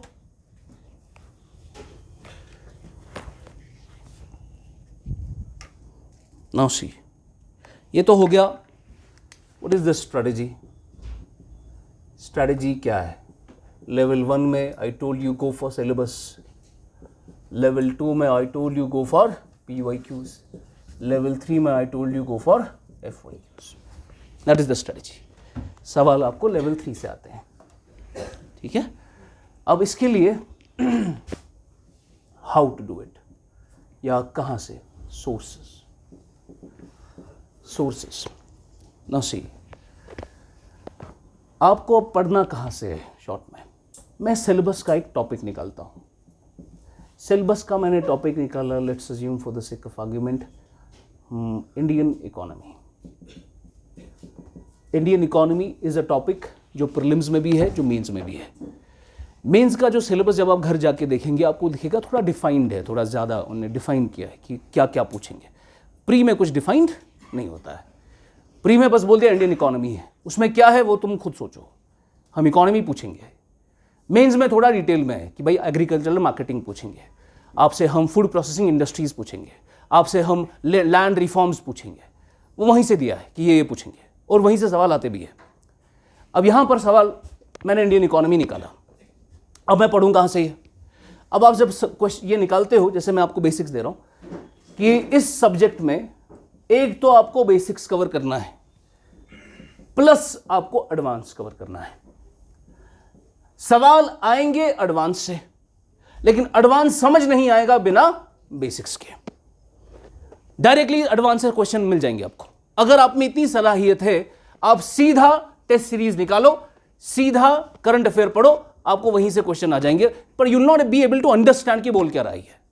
फॉर एग्जाम्पल, अभी अभी एक बुक आई है, breaking the mould, I guess, Raghuram Rajan की। रघुराम राजन कौन है? X RBI governor. RBI तो पता है ना कौन है? सेंट्रल बैंक है ना कंट्री का, जो करेंसी छपाते हैं। शॉर्ट में करेंसी, मॉनेटरी अथॉरिटी है कंट्री में। आपका पैसा जेब में कितना रखना है, उसका वैल्यू कितना रखना है। बेसिकली RBI का मकसद एक ही है, पैसे का वैल्यू बरकरार होना चाहिए। वैल्यू हमें स्टोर बचा के रखना है। वैल्यू खराब हो गया, दैट मीन सेंट्रल बैंक अपना काम नहीं कर रहा है। और पैसे का वैल्यू कैसे खराब होता है? जब महंगाई होती है। जितनी ज़्यादा महंगाई उतना वैल्यू गिर गया।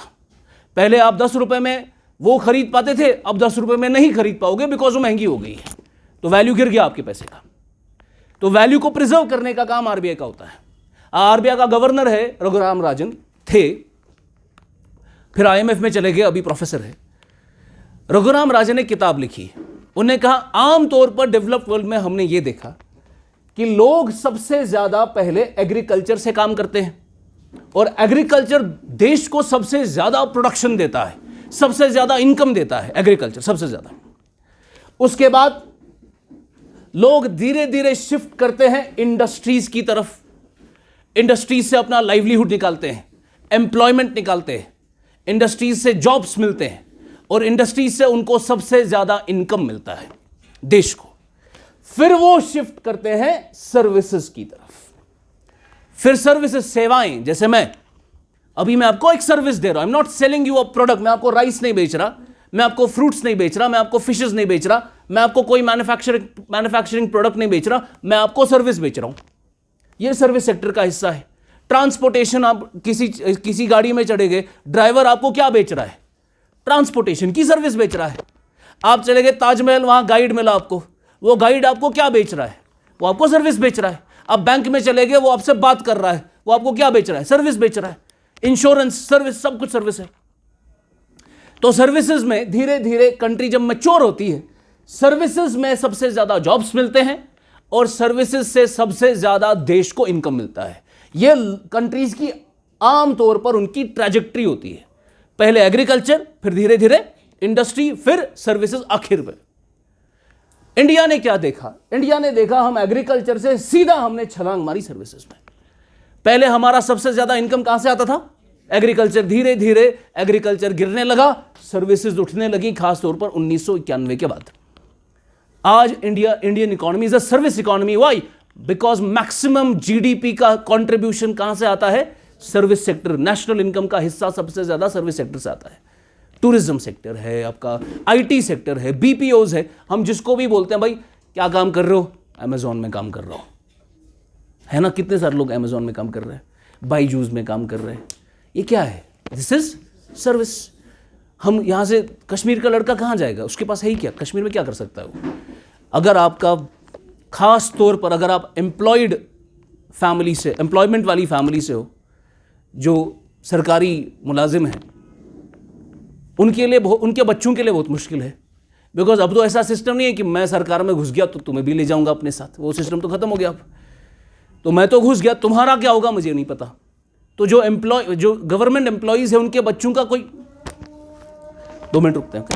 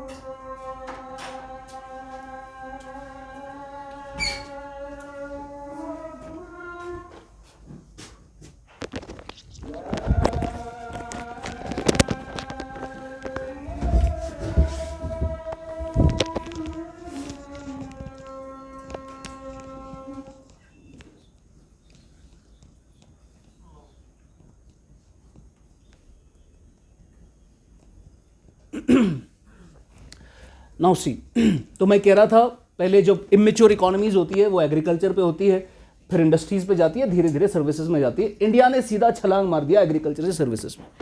हमारा आज सबसे ज़्यादा इनकम सर्विस सेक्टर से आता है। अब देखिए, जब आप बेसिक्स कवर करोगे, आप मुझे पूछे कि सर कहाँ से पढ़ना है ये, तो आपको ये मैं बताऊंगा, इसकी तो एनसीईआरटी आपको करनी पड़ेगी। बोला इंडियन इकोनॉमी कहाँ पे मेंशन है, मैंने कहा इंडियन इकोनॉमी क्लास 11 की एनसीईआरटी में है। अब आप क्लास 11 की एनसीईआरटी में जाओ, क्लास 11 की एनसीईआरटी में वो आपको बताएंगे यही चीज़ जो मैं आपको बता रहा हूँ। एग्रीकल्चर से फिर कहाँ जाते हैं, इंडस्ट्रीज, इंडस्ट्री से कहाँ जाते हैं, सर्विसेज। रघुराम राजन अपनी किताब में कहता है, अभी रिसेंटली इसी साल, वो कहता है कि ये जो आम तौर पर इकोनॉमीज की ट्रैजेक्टरी होती है, एग्रीकल्चर से इंडस्ट्री, इंडस्ट्री से सर्विसेज, ये फॉलो करने की ज़रूरत नहीं है। अगर कोई लगा रहा है छलांग सीधा सर्विसेज में, तो करो उसको प्रमोट, सर्विसेज को ही प्रमोट करो, जिसमें हम अच्छे हैं उसी को प्रमोट करो। हम क्यों पहले बोलते हैं कि नहीं इंडस्ट्रीज को और मैच्योर बनाएंगे, इंडस्ट्री जैसी है रहने दो, आप ज़्यादा फोकस करो उसी काम पर जो आपके लिए ज़्यादा एफिशिएंट है, जो आपको ज़्यादा रिटर्न दे रहा है। ये पहली बार कोई बोल रहा है, कोई इकोनॉमिस्ट दुनिया में, वरना सारे के सारे इकोनॉमिस्ट आज तक यही मानते थे कि एग्रीकल्चर से लीनियर ट्रैजेक्टरी जाती है इंडस्ट्रीज, वहां से जाती है सर्विसेज। रघुराम राजन परसू कह रहा है कि जरूरत नहीं है, अगर हम सर्विसेज में हमने छलांग मारी, इसका मतलब यह है हम सर्विसेज में एफिशिएंट है, हमें सर्विसेज को ही ज्यादा प्रमोट करना चाहिए, यहीं से जॉब्स बनवाने चाहिए। इंडस्ट्री जैसा है वो मैच्योरिटी धीरे धीरे ले लेगा। अब ये एनसीईआरटी में मेंशन नहीं है, एनसीईआरटी तो पुरानी है आपकी। अब उसके लिए आपको एडवांस पढ़ना जरूरी है। बेसिक तो आपको एनसीईआरटी से मिल जाएगा, एनसीईआरटी से सवाल नहीं आएगा, पर एनसीईआरटी बस आपको ये समझाएगा कि आम ट्रैजेक्टरी ये होती है। करंट में क्या चल रहा है वो एनसीईआरटी तो कवर नहीं करेगा आपका, एडवांस कॉन्सेप्ट तो एनसीईआरटी कवर नहीं करेगी आपकी। एनसीईआरटी से हार्डली 1 या 2 क्वेश्चन मिलेंगे एक्चुअल एग्जाम में, हार्डली 1 या 2 क्वेश्चन। 99% आपका पेपर एडवांस से होता है। NCERT would not basically cover that apart from history और ज्योग्राफी। हिस्ट्री ज्योग्राफी के लिए एनसीईआरटीज आर वेरी इंपॉर्टेंट, पर subjects like economy, subjects like environment, subjects like science and technology, NCERT कुछ नहीं कर सकता इसका। पॉलिटी, एनसीईआरटी कुछ खास नहीं कर सकता इसका। इसके लिए एडवांस चीज़ें पढ़नी पड़ेंगी। एडवांस के लिए आप बोलेंगे सर कहाँ से पढ़ें, तो पढ़ने का तरीका ये है। नाउ सी, अब आपको पढ़ना है इंडियन इकोनॉमी, तो सबसे पहला आप काम क्या करेंगे, मैं इसको ऐसे बताता हूँ to save time, you listen to the class lecture. पहला काम, listen to the class lecture. Sir ने जो नोट्स दिए, अब आप देखेंगे सर के notes would do half the job, because sir का जो नोट होगा वो आपका एनसीईआरटी भी कवर करेगा, एडवांस भी कवर करेगा, पर उसका ये मतलब नहीं you will be only limited to the note itself. जब आपका क्लास लेक्चर कंप्लीट हो गया, नोट तैयार हो गया, उसके बाद the second thing is go to NCERTs. Now NCERTs में वही टॉपिक जो आज क्लास में पढ़ा है, सेम टॉपिक एनसीईआरटी से कवर करो। आप सिर्फ वो टॉपिक कवर करो, बाकी की एनसीईआरटी को टच नहीं करना। आपको जैसे टॉपिक पढ़ा है नेशनल इनकम अकाउंटिंग, सर ने पढ़ाया वो, उसने करंट भी डाल दिया, एडवांस भी डाल दिया, सब डाल दिया। अब आपको national income accounting class 12 macro economy का पहला ही चैप्टर है वो, तो आप जाएंगे वह नेशनल इनकम अकाउंटिंग का पहला ही चैप्टर निकालेंगे, उसके नोट्स आप बनाएंगे, वहां से अगर आपको कोई एडिशनल पॉइंट मिला उसको यहां पर ऐड करेंगे। तो एनसीईआरटी आपकी साथ साथ कवर हो रही है। जब एनसीईआरटी साथ साथ कवर हो रही है, उसके बाद आपको एडवांस कोई स्टैंडर्ड बुक लेनी पड़ेगी। स्टैंडर्ड बुक तो जरूरी पढ़नी है आपको हर एक सब्जेक्ट के बारे में। तो जैसे फॉर एग्जाम्पल आपने नितिन सिंघानिया लाई, नितिन सिंघानिया में सीधा वही चैप्टर नेशनल इनकम अकाउंटिंग का खोलेंगे आप, वहां से आप देखेंगे भाई ये अच्छा टॉपिक, अच्छा लाइन मिल रहा है, इसको यहां पे डाल देता हूं मैं। ऐसे करते करते आपने तीनों चीजें कवर करी और नोट तैयार किया अपना। सिर्फ क्लास के नोट से कुछ भी नहीं हो सकता, कोई टीचर या एग्जाम क्वालिफाई नहीं करा सकता आपका। क्लास आपका पहला स्टेप है, असल काम खुद करना है, और ये कहीं नहीं होता है, ये खुद ही करना है आपको। एनसीईआरटी अपनी आंख से पढ़ना जरूरी है। जब तक अपनी आंख से नहीं पढ़ोगे आपको लैंग्वेज ही समझ नहीं आएगी ब्यूरोक्रेसी की होती क्या है। जिसे हम कहते हैं, जैसे कुरान को असल चीज कौन, असल समझ कौन सकता है, जिसने उसको अपनी आंख से पढ़ा है। उसको लगता है ऐसा कि ऊपर वाला सीधा बात कर रहा है मेरे साथ। हम पढ़ते हैं ट्रांसलेशन, हम इंग्लिश में पढ़ते हैं, उर्दू में पढ़ते हैं, किसी और की आंख से पढ़ रहे हैं। You will not be able to get hold of the beauty of Quran unless you don't know Arabic. उसकी असल ब्यूटी समझ नहीं आएगी आपको। हम तो बस पढ़ लेते हैं पढ़ने के लिए कि हुक्म क्या है, ब्यूटी हम नहीं देखते उसकी क्या है, बिकॉज हमें समझ नहीं आती लैंग्वेज उसकी। इन द सेम एनसीईआरटी की लैंग्वेज आपको तब तक वो उसको आप क्या कह सकते हैं, अपहोल्ड उसकी ब्यूटी कर नहीं सकते जब तक आप उसको अपनी आंख से नहीं पढ़ोगे। मैं आपको पूरी एनसीईआरटी पढ़ा लूंगा, तब भी आपको अपनी आंख से पढ़नी होगा। It is necessary for you. आपको समझ आएगा कंसाइज वर्ड में ज्यादा मतलब कैसे होता है, जो मैं आपको बता रहा था। इतनी सी होती है एनसीईआरटी आपकी, इतनी 50 रुपए की बुक होती है वो, लेकिन कॉन्सेप्ट तूफान के होते हैं। छोटे से पैरा में 10-10 कॉन्सेप्ट डाल के होते हैं। ये आपको सीखना है, कंसाइज राइटिंग कैसे होती है। एनसीईआरटी कोई टिंगू लोग नहीं लिखते, बहुत दिग्गज लोग लिखते हैं। 5-10 लोग मिलकर एनसीईआरटी लिखते हैं, फिर उसमें ब्यूटी होती है, वो सीखना है। छोटी सी एनसीईआरटी में सारे कॉन्सेप्ट्स, तो वो अपनी आंख से पढ़ना जरूरी। फिर स्टैंडर्ड बुक पढ़ना है, हर सब्जेक्ट की एक standard, only one. Don't go for multiple sources, only one book for every subject. अगर आप हिस्ट्री उठा रहे हो, गो फॉर स्पेक्ट्रम। आप इकोनॉमी उठा रहे हो, गो फॉर नितिन सिंघानिया। आप पॉलिटी उठा रहे हो, go for Laxmikant. Don't go for DD Basu, फलाना बासु, ये ठिमकाना बासु। इसमें कुछ नहीं होगा, सोर्सेज मल्टीप्लाई हो जाएंगे, आप कोई चीज रिवाइज नहीं कर पाओगे। एक सोर्स को पकड़कर 10 बार पढ़ो आप, फिर मजा लेके आपका सवाल सॉल्व नहीं होगा। सवाल यह है, बिटवीन द लाइंस पढ़ना जरूरी है। आज लोग कहते हैं लक्ष्मीकांत से सवाल नहीं आते। वाई? बिकॉज आपने बिटवीन द लाइंस नहीं पढ़ा, आपने 10-10 बार उसको नहीं पढ़ा किताब को। अब चेक करना, जिसने 4-4, 5-5 अटेम्प्ट दिए होते हैं मेंस के, उनको बोलना एक ही बात कि लक्ष्मीकांत मुझे दिखाना अपनी किताब एक। अब देखोगे उसके चितड़े उड़ा देते हैं उस किताब की। वो इतना बार बार पढ़ के होता है, वो इतना हाईलाइट करके होता है, इतनी गंदी किताब होती है वो। जैसे आपको देखा किसी की लक्ष्मीकांत बड़ी साफ सुथरी किताब है, उससे कोई गाइडेंस लेने की जरूरत नहीं है। तो वो है सिस्टम, एक किताब 10 बार, एक किताब 10 बार, फिर आप देखो क्वेश्चन सॉल्व होगा या नहीं। फिर तरीका तो मैंने बता दिया आपको। तो आपने कोई भी सब्जेक्ट का क्लास लेक्चर, फिर एनसीईआरटी, फिर उसका स्टैंडर्ड बुक, ये आपका बेसिक कंटेंट कवर करेगा। आप तैयार हो जाओगे प्रीलिम्स के लिए, आप तैयार हो जाओगे मेंस के लिए। उसके बाद नीडलेस टू से टेस्ट सीरीज देना जरूरी है इस सबको टेस्ट करने के लिए कि भाई जो पढ़ा वो आता भी है, याद भी है कुछ या नहीं। ठीक है, ये सिस्टम है इसका पढ़ने का। कोई क्वेश्चन है?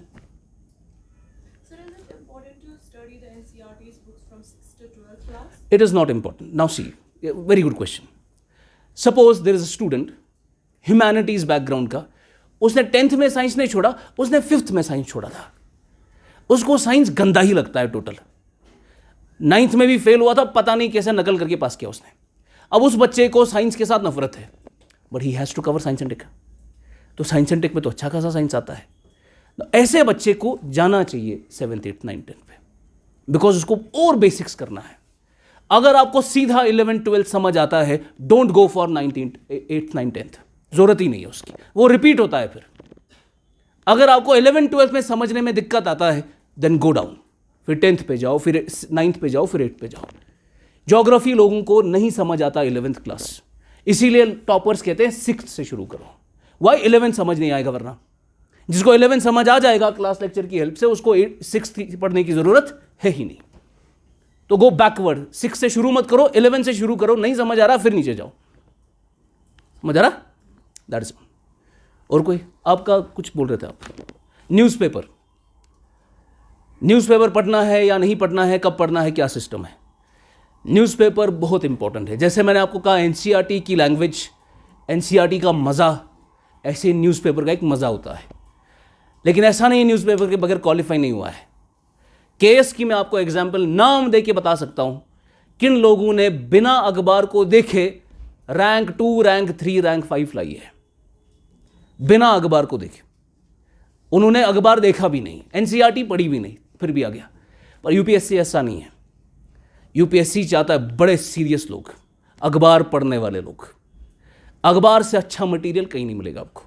Go for one newspaper, Indian express जाओ। मैं ज़्यादा पसंद हिंदू करता हूं, पर हिंदू में थोड़ा अभी गवर्नमेंट के खिलाफ चीज़ें बहुत ज़्यादा आ जाती है, और हम नहीं चाहते कि हमारे आईएएस ऑफिसर्स हर बात पे हमारी बैंड बजाए। तो इंडियन एक्सप्रेस थोड़ा स्टेबल है, वो उतना क्रिटिक भी है, उसका सपोर्ट भी है, और उसमें कलरफुल भी है।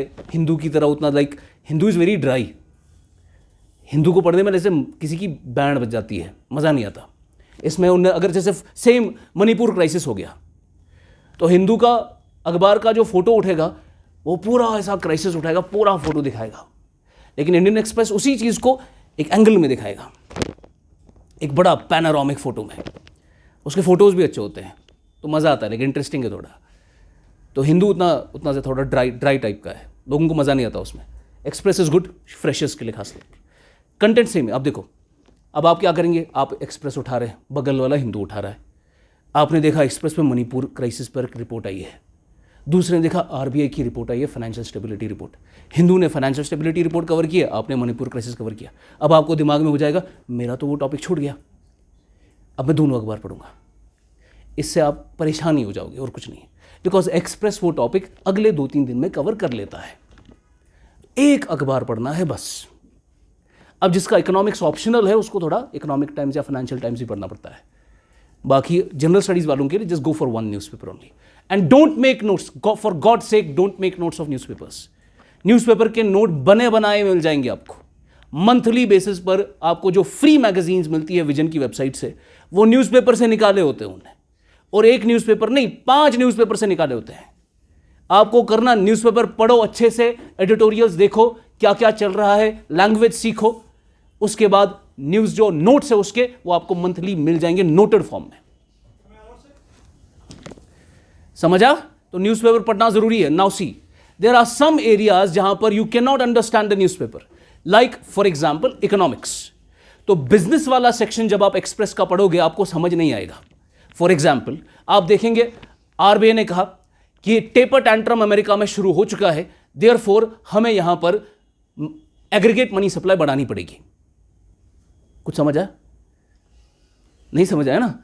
ये अखबार में न्यूज़ होगी, ना आपको पता टेपर टैंट्रम क्या है, ना आपको पता एग्रीगेट मनी सप्लाई क्या है, ना आपको पता ये बढ़ाने से होगा क्या, कम करने से होगा क्या। इसके लिए इकोनॉमी के लिए डायरेक्ट अखबार हेल्प नहीं करेगा आपको। उसके लिए वही चीज़ एनसीईआरटी, क्लास नोट, स्टैंडर्ड, पहले ये कवर करो फिर इकोनॉमी का सेक्शन समझ आएगा आपको। लेकिन बाकी जैसे सब्जेक्ट होते हैं, एनवायरनमेंट, वो कर सकते हैं। पॉलिटी थोड़ा बहुत अगर हल्का सा आइडिया है पार्लियामेंट का तो कर सकते हैं पॉलिटी, ठीक है।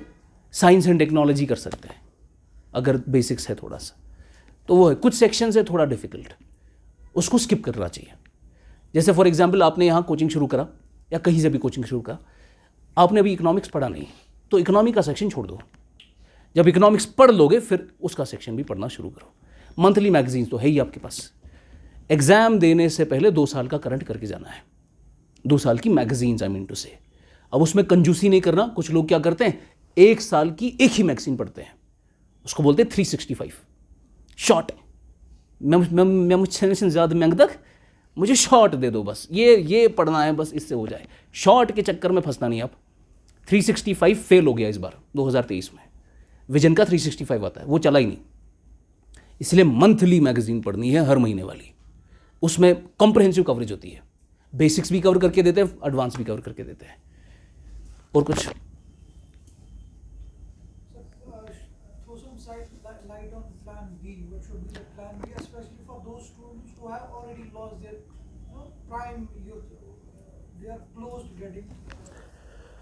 नाउ सी, अगर आप लगभग 25 अराउंड हो, 23, 24, 25, 26, इफ 27 तक, 28 भी चलेगा, 28 से अंदर अगर आप हैं, then be a risk taker. Risk ले लो थोड़ा, बिकॉज 30 के हो जाओगे फिर तो रिस्क सवाल ही पैदा नहीं होता है। This is the time to take risks, और everybody knows high risks have higher returns. तो रिस्क लो थोड़ा। रिस्क लेने का मकसद ये, रिस्क कैसे लेना है, सर मैं 2 साल सिर्फ सिविल सर्विसेज की तैयारी के लिए दे दूंगी, दैट इज द रिस्क। 2 साल डेडिकेटेड, मुझे नहीं पता इसमें सर्टिफिकेट भी नहीं मिलता कुछ, मुझे नहीं पता मुझे कुछ मिलेगा नहीं मिलेगा, 2 साल में डेडिकेटेड दूंगी इसमें, दैट इज द रिस्क। अब जो इंसान 28, 29, 30 हो चुका है, उसका ऑलरेडी एक पाँव कब्र में है, वो थोड़ा मुश्किल इलाका है। दैट 30s वाला इलाका इज़ वेरी डिफिकल्ट। एक तो उसके पास टाइम नहीं है, 32 इज़ द मैक्सिमम एज। क्या ही कर लोगे आप एक अटेम्प्ट में, क्या ही कर लोगे, वो थोड़ा मुश्किल। मैं उधर नहीं जाना चाहता। उन लोगों के लिए दे शुड फाइंड आउट कि भाई एक मेरा सोर्स ऑफ इनकम आ जाए, they should start working immediately. कि कोई काम आ जाए किसी स्कूल में, किसी कोचिंग सेंटर में, कोई कंटेंट डेवलपमेंट, ऐसा कुछ करके यू शुड स्टार्ट वर्किंग 28 के बाद की जो है। बिकॉज आपको 3-4 साल यहाँ से प्रिपरेशन में भी लगेंगे, 3-4 साल में आप अगर एक लाइवलीहुड आपका सेट हो रहा है, 4 साल में स्टेबल भी हो जाओगे। लेकिन जो 25 के अराउंड लोग हैं उनको रिस्क लेना चाहिए। अब 2 साल जब आप फुल टाइम तैयारी करोगे, उसके बाद मैं आपको बताता हूँ प्लान बी। नाउ सी, मैं बार बार एग्जाम में एग्जाम्पल देता हूँ सलाहुद्दीन अय्यूबी की। Salahuddin was a guy who conquered Jerusalem, और उससे पहले it was Hazrat Umar that did it. उसके बाद वो छीना गया and then we got it back with Salahuddin, और तब से वो हमारे पास है। नाउ सलाहुद्दीन जब भी किसी एक्सपेडिशन पे जाता था, वो नहीं जाता था हम जाएंगे और उनको ऐसे करके हम डिफीट करेंगे। उसके पास 10 प्लान्स होते थे कि हम जाएंगे, अगर ये नहीं चला तो दूसरा हमारा सेक्शन यहाँ से जाएगा, तीसरा यहाँ से जाएगा, चौथा यहाँ से जाएगा, जो खालिद बिन वलीद का कॉन्सेप्ट था। हज़रत खालिद क्या कहते हैं, हज़रत खालिद जिस भी एक्सपेडिशन में जाते थे वो जीत जाते थे, और इतना सहाबों को लगने लगा कि भाई हम खालिद की वजह से ही जीतते हैं।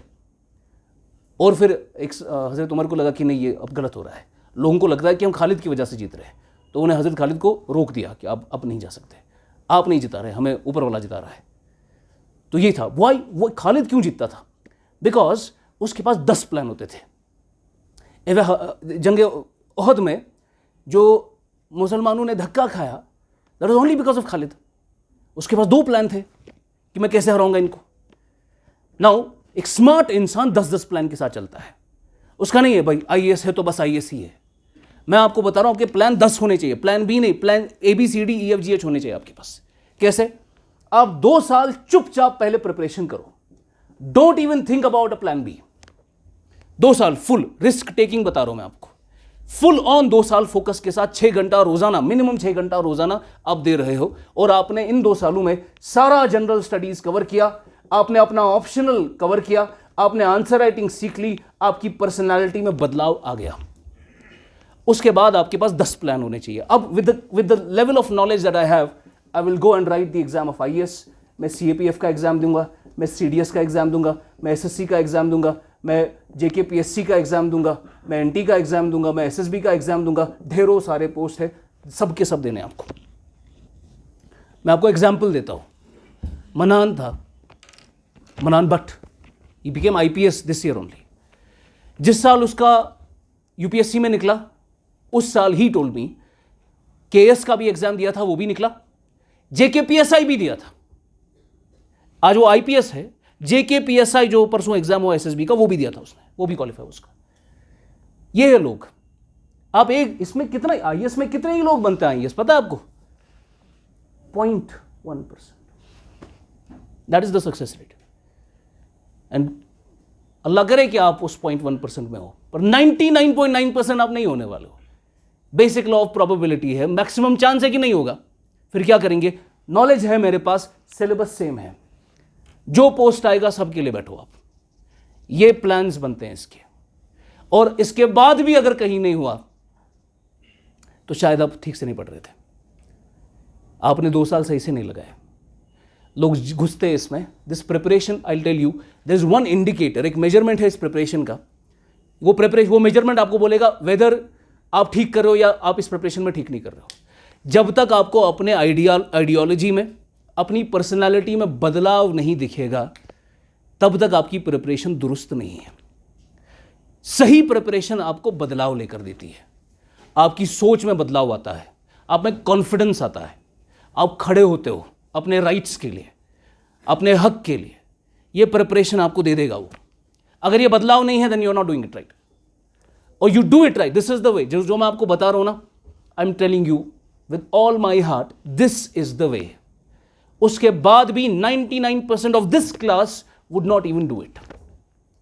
That is the difference. मैंने बोला सिलेबस लाओ, आप में से सिलेबस अब लाएंगे, जबानी कोई याद नहीं करेगा। मैं पिछले 8 साल से पढ़ा रहा हूं, कश्मीरियों का सिस्टम पता है मुझे।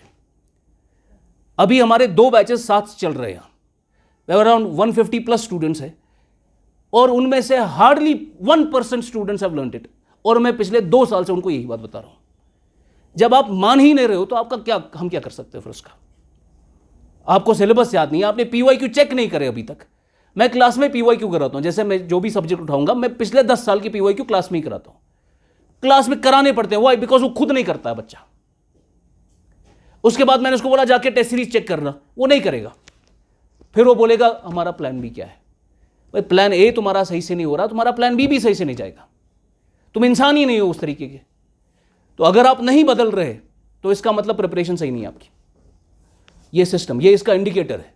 और बदलाव आपको दिखना चाहिए अपने आप में, एक कॉन्फिडेंस आना चाहिए। कॉन्फिडेंस अगर नहीं आ रहा है, because knowledge gives you confidence, इसमें इतना कुछ सीखने को मिलेगा। आई एम टेलिंग यू, आपने पूरी यूनिवर्सिटी में उतना नहीं पढ़ा होगा 6 साल जितना आप यहां पे पढ़ोगे जस्ट 14 महीनों में। इतना कंटेंट है, आप बदलोगे भी। You are bound to change if you internalise that. But if you are not changing, that means you are out of the race. अभी ही you are out of the race. हमें हम क्लास में शक्ल से दिख जाता है कि like this is the student, इस पे इसको समझ आ रहा है। 99% इस इधर भी क्विंटेसेंस में, आप कहीं भी जाओ, वाजीराम में जाओ, 90% क्लास में भी जो बच्चे होते हैं वो पढ़ने वाले नहीं होते हैं। वो बस आते हैं बिकॉज या तो घर से उनको भेजा गया है या वो किसी के पीछे पीछे आए हैं, और कोई रीज़न नहीं है इसका। और पैसे खिलाने, असल में रिज़्क का मकाम है ऐसा, किसी की मत मार जाती है, उसकी वजह से दूसरे को रिस्क मिलता है। वही सिस्टम है। तो pay attention to that as well. You have to change. If you are not changing within 6 months, then get off, अभी छोड़ दो इसको। और कुछ जी? Coaching is not necessary because I only told you coaching would only cover your first part, है ना? Coaching would only cover your first part. It will not take you कि भाई हैंड होल्डिंग करके तुम्हारा एग्जाम क्वालिफाई करा देगा। अगर आप में ये सलाहियत है कि सर मैं एनसीईआरटी खोलकर समझ सकता हूं और मैं स्टैंडर्ड बुक पढ़कर समझ सकता हूं, यू डोंट नीड मी, आप खुद करो फिर। अगर आपको एनसीईआरटी उठकर आपको नहीं समझ आ रहा, आपको वक्त लग रहा है, जो चीज़ 1 घंटे की है आपको 6 घंटे लग रहे हैं, you desperately need someone to tell you what to do. तो that is a personal question. आप में इंटेलेक्ट कितना है, आप में कैपेसिटी कितनी है खुद समझने की। जिसमें है उसको नहीं चाहिए। अब जैसे ये ऐसी बात है, जैसे कोई लड़का है वो अकेले पढ़ सकता है, वो ग्रुप में नहीं पढ़ सकता। दूसरा उसको ग्रुप चाहिए, वरना वो पढ़ नहीं सकता। जैसे मैं पर्सनली आपको बताऊं, मैं बिना शोर के पढ़ नहीं सकता। मुझे शोर होना ज़रूरी है, that helps me concentrate much better. तो मैंने ट्रैफिक के अंदर ट्रैफिक का नॉइज़, बारिश का नॉइज़, हॉर्न और लोगों की आवाज़, किचन में टीवी चल रहा है बैकग्राउंड में, वो दैट इज़ माई एरिया जहाँ पर मैं सबसे ज़्यादा कॉन्सेंट्रेट कर पाता हूँ। मैंने I tell you this my personal thing, मैंने पूरी एनसीईआरटीज़ मेट्रो में ख़त्म की है, दिल्ली में मेट्रो में। बिकॉज हमारे घर पे शांति थी, एसी चल रहा था, तो आराम में बैठे हैं, आराम में मज़ा नहीं है। लेकिन unless you are facing struggle, आप ज़्यादा एफर्ट नहीं मारोगे। तो मैं क्या करता था, मैं मेट्रो में बैठता था। मोमिन सर साथ होते थे, तो मैं मेट्रो में एक स्टेशन से दूसरे एंड पे जाता था। जैसे द्वारका से मैं नोएडा गया, फिर दूसरी ट्रेन पकड़ के नोएडा से फिर से द्वारका, फिर द्वारका से फिर से नोएडा। तो ऐसा चक्कर मारते मारते 2-3 घंटे मैं अपना 2-3 चैप्टर कवर कर देता था। उसमें फिर मुझे पता चला कि जब आप इतना समय मेट्रो में गुजारते हो, टिकट तो देना ही है, उसके अलावा एक एडिशनल चार्ज भी देना पड़ता है, बिकॉज आप ज़्यादा टाइम मेट्रो में बैठ रहे हो, उसमें भी एक अलग से प्राइस पड़ता है। सो वो एक पर्सनल डिसीजन है। तो आपका भी एक पर्सनल डिसीजन होना चाहिए, भाई अगर मैं कर पा रहा हूँ खुद से, यू डोंट नीड मी। हाँ, गाइडेंस के लिए you can come any time, महीने में 1 बार, 2 महीनों में 1 बार, कि सर मैं ये कर रहा हूँ, इज़ इट राइट और रॉन्ग। जैसे मैंने आपको उस लड़के का बोला जो मुझसे मिलने आया था, वो खुद से कर रहा था और मुझे लगा वो बहुत अच्छा कर रहा है। I told him like I can not help you, आप already you are hitting the bull's eye. बराबर यही वर्ड मैंने उसको बोला, बुल्स आई पकड़ रहे हो आप, आपको किसी की ज़रूरत नहीं है। दूसरा है, उसको थोड़ा हैंड होल्डिंग चाहिए, ये फ़र्क है। कोई ग्रेजुएशन कर रहा है तो 6 घंटे इसमें ज़्यादा नहीं होते, मतलब अगर कोई ग्रेजुएशन कर रहा है तो उसको इतना टाइम नहीं मिलेगा, तो इसकी प्रिपरेशन है। तो वही है, 2 साल में नहीं हो पाएगा, फिर 1 और साल ऐड करना पड़ेगा। क्या है कि अगर ग्रेजुएशन भी कर रहा है वो देखिए, आई बिलीव कि 6 घंटे आपको मिल जाने चाहिए, इवन इफ अगर आप ग्रेजुएशन कर रहे हो। आपका cut short on your time of sleep, 6 hours of sleep is sound, don't sleep too much. 8 घंटे सोकर क्या करना है आपको? जैसे हम 60 साल जिंदा रहते हैं, हम 25 साल सिर्फ सोते हैं। असल ज़िंदगी तो हमारी 35 साल की है। 40 साल की है, यही ज़िंदगी है हमारी। तो cut short on your sleep, 6 hours is sufficient. Don't waste time on social media, उसको छोड़ दो। आप देखोगे एक बार सोशल मीडिया छोड़ो, टाइम में बरकत आना शुरू हो जाएगा। जैसे एक बंदे को भी रिसेंटली बंद किया था जेल में। अब जेल में तो सोशल मीडिया नहीं है, आप रील तो नहीं देख सकते कंटिन्यूसली वहाँ। तो उसने कहा मुझे पता ही नहीं था 24 घंटे इतने लंबे होते हैं। तो you get of social media, don't have any the social relations. आपको 6 घंटे का समय मिलेगा। सुबह आपको फजर के बाद 2 घंटे 3 घंटे का समय तो मिलेगा, 2.5 घंटे। ग्रेजुएशन की जो स्टडीज होती है उसमें भी टाइम देना पड़ता है सर? बिल्कुल दीजिए आप टाइम उसमें, पर बेसिकली आपको you have to make a choice. या तो मुझे ग्रेजुएशन में अच्छा करना अपने एकेडमिक्स में, academic is totally different from the competitive life. Make a choice भाई। अब आप बोलोगे मुझे एकेडमिक्स में भी वहाँ पे टॉप करना है, यहाँ से मैं इस पर भी टॉप करूँगा, that's not going to happen. तो आपकी टांगे 2 अलग जगह पर है, वो आपको फाड़ के रख देगी। ना आप वहाँ अच्छा करोगे, ना आप यहाँ अच्छा करोगे। मेक अ चॉइस कि एकेडमिक्स में I will do whatever I have to just to qualify the exams. असल फोकस इज माई यूपीएससी। तो फोकस है ना आपका मकसद क्या है। जैसे आप में से किसी ने मुझे बोला मेरा मकसद है सर सोशल रिफॉर्म करना। अगर वो मकसद है तो एकेडमिक्स में क्या कर रहे हो आप? वहाँ तो सोशल रिफॉर्म नहीं कर सकते आप। तो यू हैव टू प्रायोरिटाइज, मेरा मकसद क्या है ज़िंदगी का, मुझे करना क्या है जी। लास्ट थिंग, कल मेरा सेशन एक और है आपके साथ, उसमें थोड़ा मैं डिटेल में जाऊँगा। बेसिकली अगर आप में से किसी का ये मकसद है कि मुझे पैसा चाहिए, मुझे स्टेटस चाहिए और मुझे पावर चाहिए, तो ये चीज़ आपके लिए नहीं है। क्योंकि ये तीनों चीज़ें मिलेंगी आपको इसमें। पैसा तो बहरहाल उतना नहीं है, 1 लाख तनख्वाह ज़्यादा से ज़्यादा, मगर पावर है, स्टेटस है, अथॉरिटी है। अगर ये आपको ड्राइव करता है, ये चीज़ें आपको अच्छी लगती है, then this is not civil services, this is my service. ये मैं चाहता हूँ। ये आप सिविल सर्विसेज के लिए नहीं कर रहे हैं। ये जॉब बहुत ही नोबल है, इसका मकसद बहुत ही प्योर होना चाहिए। अगर आपका मकसद नहीं है पब्लिक सर्विस करना, this is not the job for you. आप प्राइवेट सेक्टर में जाओ, वहाँ आप बेहतर पैसा कमा सकते हो। कोचिंग सेंटर खोलो, वहाँ 4 लाख 5 लाख रुपए कमा सकते हो। या टीचिंग में घुस जाओ, वहाँ और भी ज़्यादा पैसा है। This is not the thing for money और फॉर पावर। बिकॉज ऐसे ही लोग पूरी ब्यूरोक्रेसी बर्बाद कर देते हैं। हमने देखा गवर्नमेंट के दफ्तरों में काम नहीं होता। क्यों? क्योंकि वहाँ ऐसा ही बंदा बैठा है जिसको यही करना था, जो इन चीज़ों से खुश होता था, उसको स्टेटस मिलता था, लोग वाह वाह करते थे, उसको पावर मिलता था, लोगों की ज़िंदगी बदलता था, उसको इन चीज़ों से इंस्पिरेशन मिलती थी। फिरौन वाली एटीट्यूड है ये फिरौनों का एटीट्यूड है। So if this is what is attracting you and that's why you come here, please don't come. We are not here to help you with this objective. अगर आपका प्योर मकसद है कि भाई मैं मरूंगा जब, तो ऐसा एक मेरी मौत हो कि मैं खुश हो जाऊं कि मैंने ज़िंदगी में जो किया, at least I have something to tell to my lord कि एटलीस्ट कुछ करके आया हूँ। उस लिए नहीं, ये काम उसके लिए नहीं है। इसका बहुत नोबल प्रोफेशन है। वाई? बिकॉज सबसे बेहतरीन मखलूक आसमान की छत के नीचे वो है जो खिदमत खल्क करता है, और ये वही आपको करने का मौका देगा। और आपको अंदाज़ा भी नहीं है, अगर आप एक ऑनेस्ट और इंटेग्रिटी वाले ऑफिसर बन गए, आपको अंदाज़ा भी नहीं आप कितने लोगों की परेशानियां दूर कर सकते हो, कितने लोगों की ज़िंदगी बदल सकते हो आप। वो होना चाहिए spirit of civil services. Ethics का पेपर इसीलिए डाला गया था, बिकॉज हमने देखा कि इसमें बहुत ऐसे लोग, टेढ़े मेढ़े लोग आ रहे हैं जिनका मकसद नहीं है, जिनका मकसद है सिस्टम को इस्तेमाल करना।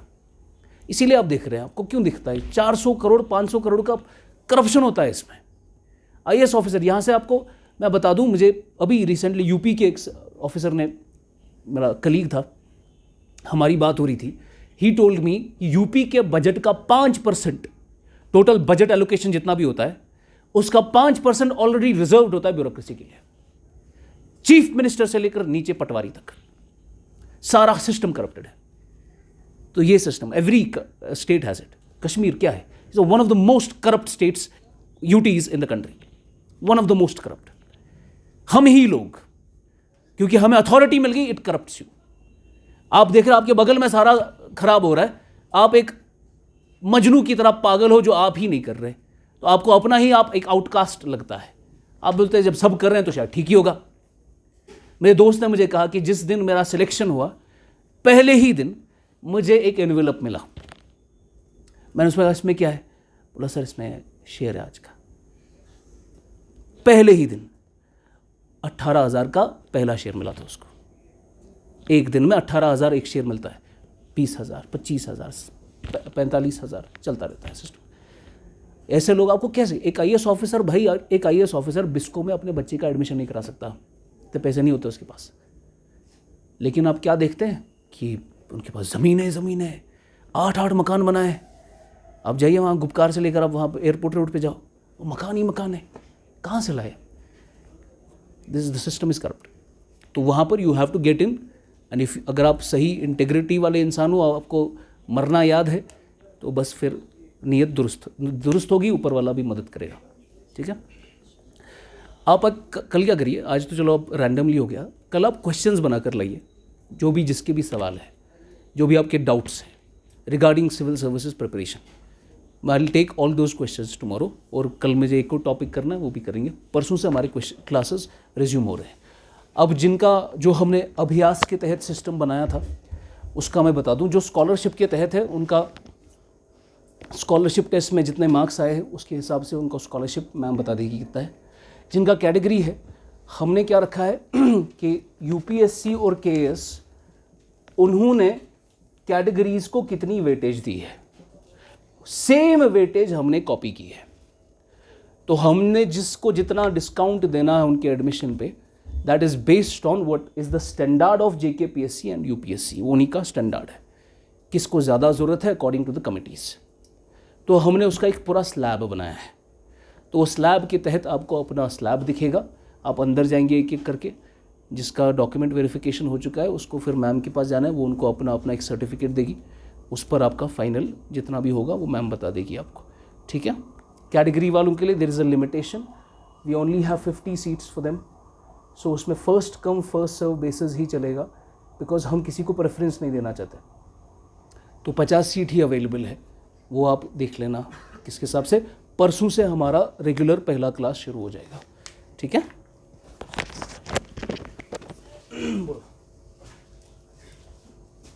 बोलिए।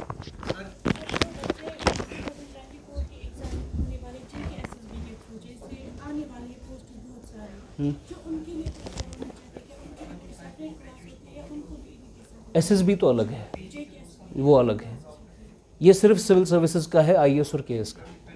जो एसएसबी है वो 2 बजे से शुरू होगा आज ही, उनका अलग सिस्टम है। वो यहाँ से कोई था कुछ बोलो। सर हमारी ग्रेजुएशन 24 में कंप्लीट हो जाएगी सर, तो हम फिर 25 में एलिजिबल हैं इस एग्जाम के लिए? बिल्कुल है। आफ्टर ग्रेजुएशन इसमें 2 ही एलिजिबिलिटी है, एक ग्रेजुएशन होना चाहिए, दूसरा 21 साल की उम्र होनी चाहिए, बस। फिर ग्रेजुएशन में कितने मार्क्स है उससे कोई फ़र्क नहीं पड़ेगा। ठीक है। ग्रेजुएशन और 21 ईयर्स की एज, वो भी गिरा रहे हैं आप, उसमें 18 साल करेंगे। वो चाहते हैं कि जो मैक्सिमम एज है 32 उसको गिराकर 28 की जाए, और जो मिनिमम एज है 21 उसको गिराकर 18 की जाए, क्योंकि उनको यंग ऑफिसर्स चाहिए। उनको नहीं चाहिए 30 साल का 32 साल का इंसान जो ऑलरेडी बन चुका है, उसको तो बदल नहीं सकते तुम। अब यंग माइंड चाहिए 18 साल का, उसको तुम ग्रूम कर सकते हो अपने हिसाब से, मशीन बनाना है बस और कुछ नहीं। ठीक है।